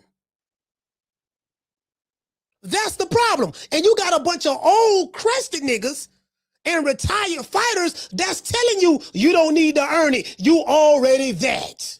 And you deserve to get paid this. And when you ask them based on what, they're going to talk about, well, Brian Normie got paid $3.5 million. Yeah, but Brian Normie was a champion in the WBO division. He defended his title. He was coming off the knockout of the year, and he fought on the Riyadh season card that Turki Al-Sheikh paid for. Nigga, you ain't had one fight in the welterweight division. How do you feel you earned the right to make more than what Brian Normie did, and you ain't had one fight? You don't have one title, not one belt. You ain't done nothing in your career, done nothing in the welterweight division, but yet you feel that you earned the right, you deserve the right. You are entitled to get paid way more than Brian Normie made. Based on what? Y'all talk Floyd, but Floyd said he wanted to fight Oscar so bad that he conceded to everything. Your promoter was the one who paid you. So why you bringing Devin Haney up? Yeah, man, they supposed to pay us more money than that. That was a low ball offer. Who gave you the low ball offer? Now you stuttering now. Your low ball offer came from Top Rank. How the fuck it was a low ball offer? Nigga, you been fighting for $900,000, fam. You's a $900,000 fighter. You been fighting for low ball offers. You fought a low ball offer when you fought Nair Albright. You ain't had no problem with that. You fought a low ball offer when you fought Dennis Barenchi. You ain't have a problem with that. You fought a low ball offer when you fought Jermaine Ortiz. You ain't have a problem with that. Now you making 3 times more than what you made fighting Devin Haney. You got a problem with that. Make it make sense. True. I want to dedicate this show to the hood. I want to thank the whole hood who came out here. I love y'all. I did this for the hood. Y'all know I beat that boy. Let's give a special shout out to Al Haymon. Well, you know, I guess I got to be like everybody else and saying Al Haymon. I can quit my job now, baby. 6 figures, baby. You feel me? I'm about to But a name. Do you have a name? Oh, nah, I ain't got no name, you know. Name them names, man. They know who they is. Name them names, please. The names need to be named. They know who they is. The Mexican monster. Check this out. Coach Eddie hit the nail right on the head. Jerron Boots Ennis. There's an overall consensus that Jerron Boots Ennis probably is the best fighter and the best American fighter in the world. He's exciting. Jerron Boots Ennis. And guess what? Boots Ennis got 36. He had 36 wins at that time. He had 37 fights. Unified, he was a unified champion in the welterweight division, moved up to the junior middleweight division and fought Xander Zayas, and he got paid $3 million. Nigga, you trying to tell me you better than Boots? A nigga with 15 fights who ain't did shit in boxing deserves to get paid more money fighting a guy who you said that's shinny, that's scary, and that's a silver spoon kid. You deserve to get paid more than Jerron Boots Ennis, a guy who's accomplished more in boxing than you have and had twice as many fights as you had. You supposed to get paid more than him as a challenger. Boy, y'all niggas, y'all listen, y'all listen, y'all are, you Keyshawn fans, y'all slow for real, bro. Y'all are a special group of people. Y'all special. It is what it is, fam. I'm gonna give everybody a shout out, man. Y'all let me know what city y'all from, man.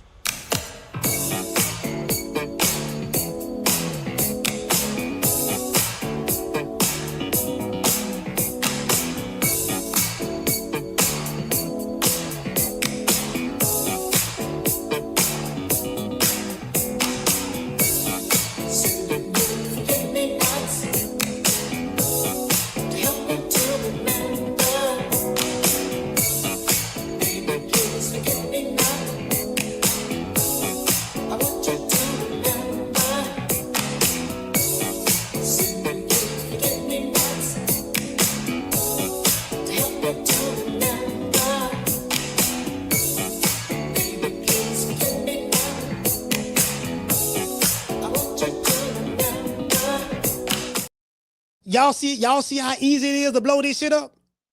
This shit too easy. This shit like taking candy from a baby. And I ain't got but a GED, dog. It's a strong GED, though. You see what I'm saying?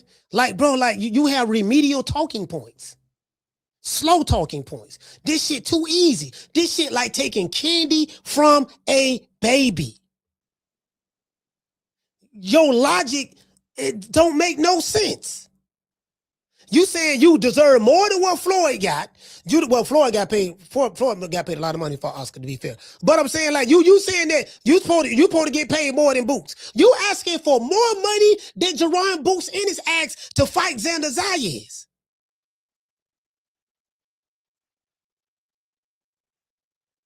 That's what you did. That's the equivalent of that. You a $5 ass nigga. This you right here. Who's badder than the Shogun? Bruce Leroy, that too. Bruce Leroy. Bruce Leroy. Bruce Leroy ass nigga. Please. Don't ever come by here. Okay? Your arguments don't make no sense. Literally. Sit your $5 ass down before I make change. Yes, sir, it is what it is, man. Where everybody from, man? Fayetteville, North Carolina. Hey, okay. Sacramento, Sacktown. Hey, okay. ATL, Atlanta, Georgia. Hey, okay. Harlem in this BI. Hey, okay. Shout out to Naptown. Hey, okay. Shout out to the DMV. Hey, okay. Chi-Town, Chicago. Hey, okay. Who else we got? Shout out to New York City. Hey, okay. Let's see. Yeah, this shit too easy, man. This shit is too easy. Let's see. You got the DMV. We got Sacktown. Shout out to Jersey, 973. Hey, okay. Honolulu, Hawaii. Hey, okay. Shout out to Duval. Hey, okay. Milwaukee in this bitch. Hey, okay. Houston is in this bitch. Hey, okay. Fayetteville, North Carolina. Hey, okay. Shout out to Denver, Colorado. Hey, okay. Shout out to Omaha, Nebraska. Hey, okay. Who else we got? H-Town. Hey, okay. Lafayette, Louisiana. Hey, okay. Let's see. Shout out to somebody said from the DB3 to CB4. Shout out to we have a new member. Shout out to Jazz Life. Okay. Salute to you, brother, man. I appreciate you for coming a member. Let's give him a round of applause. Welcome him to the family. Welcome him to the family. I got some good stuff coming for y'all. I promise y'all. I've been working very diligently. I got some stuff I'm doing, man. Y'all gonna be very proud. I promise y'all. I can't talk about it because I want nobody stealing my ideas. So shout out to Keisha, man. Richmond BA in this BI. Okay. Let's see. Shout out to Jersey. Okay. Jersey City. Shout out to Deltona. Okay. B More in this BI. Okay. Juice City. Okay. Who else we got? Shout out to the Boogie Down Bronx. Okay. Kansas City, Missouri. Stand up. Okay. Let's see. Shout out to Portland, Oregon. Okay. Shout out to Augusta, Georgia. Okay. Broward County in his BI. Okay. We can't forget about Felicia from St. Louis. Okay. Shout out to the Lou. Okay. Shout out to the ATL. Okay. Shout out to Dr. Bossy, man, from the UK. Okay. Oh yeah, we got another member, man. Shout out to Hey Miss Parker, the lovely Miss Parker. Let's give a round of applause. Yes, sir, man. It is what it is, man. Much love to everybody, man. Shout out to Fayetteville. We got everybody. Listen, man, if I forgot the city that you're from, it is what it is, man, but we got to shut it down. Shout out to Fort Pierce, man. Fort Pierce and Port St. Lucie. Yeah, man. Listen, man. I got some stories about that there, man. Shout out to Vineland. Shout out to Vineland, New Jersey. And shout out to Brooklyn. I'll catch you guys on the next one. You know my motto. Don't meet me there, beat me there. Peace. Man, I'm out of here, bro. Let's go. Man, I'm out of here, bro. Let's go.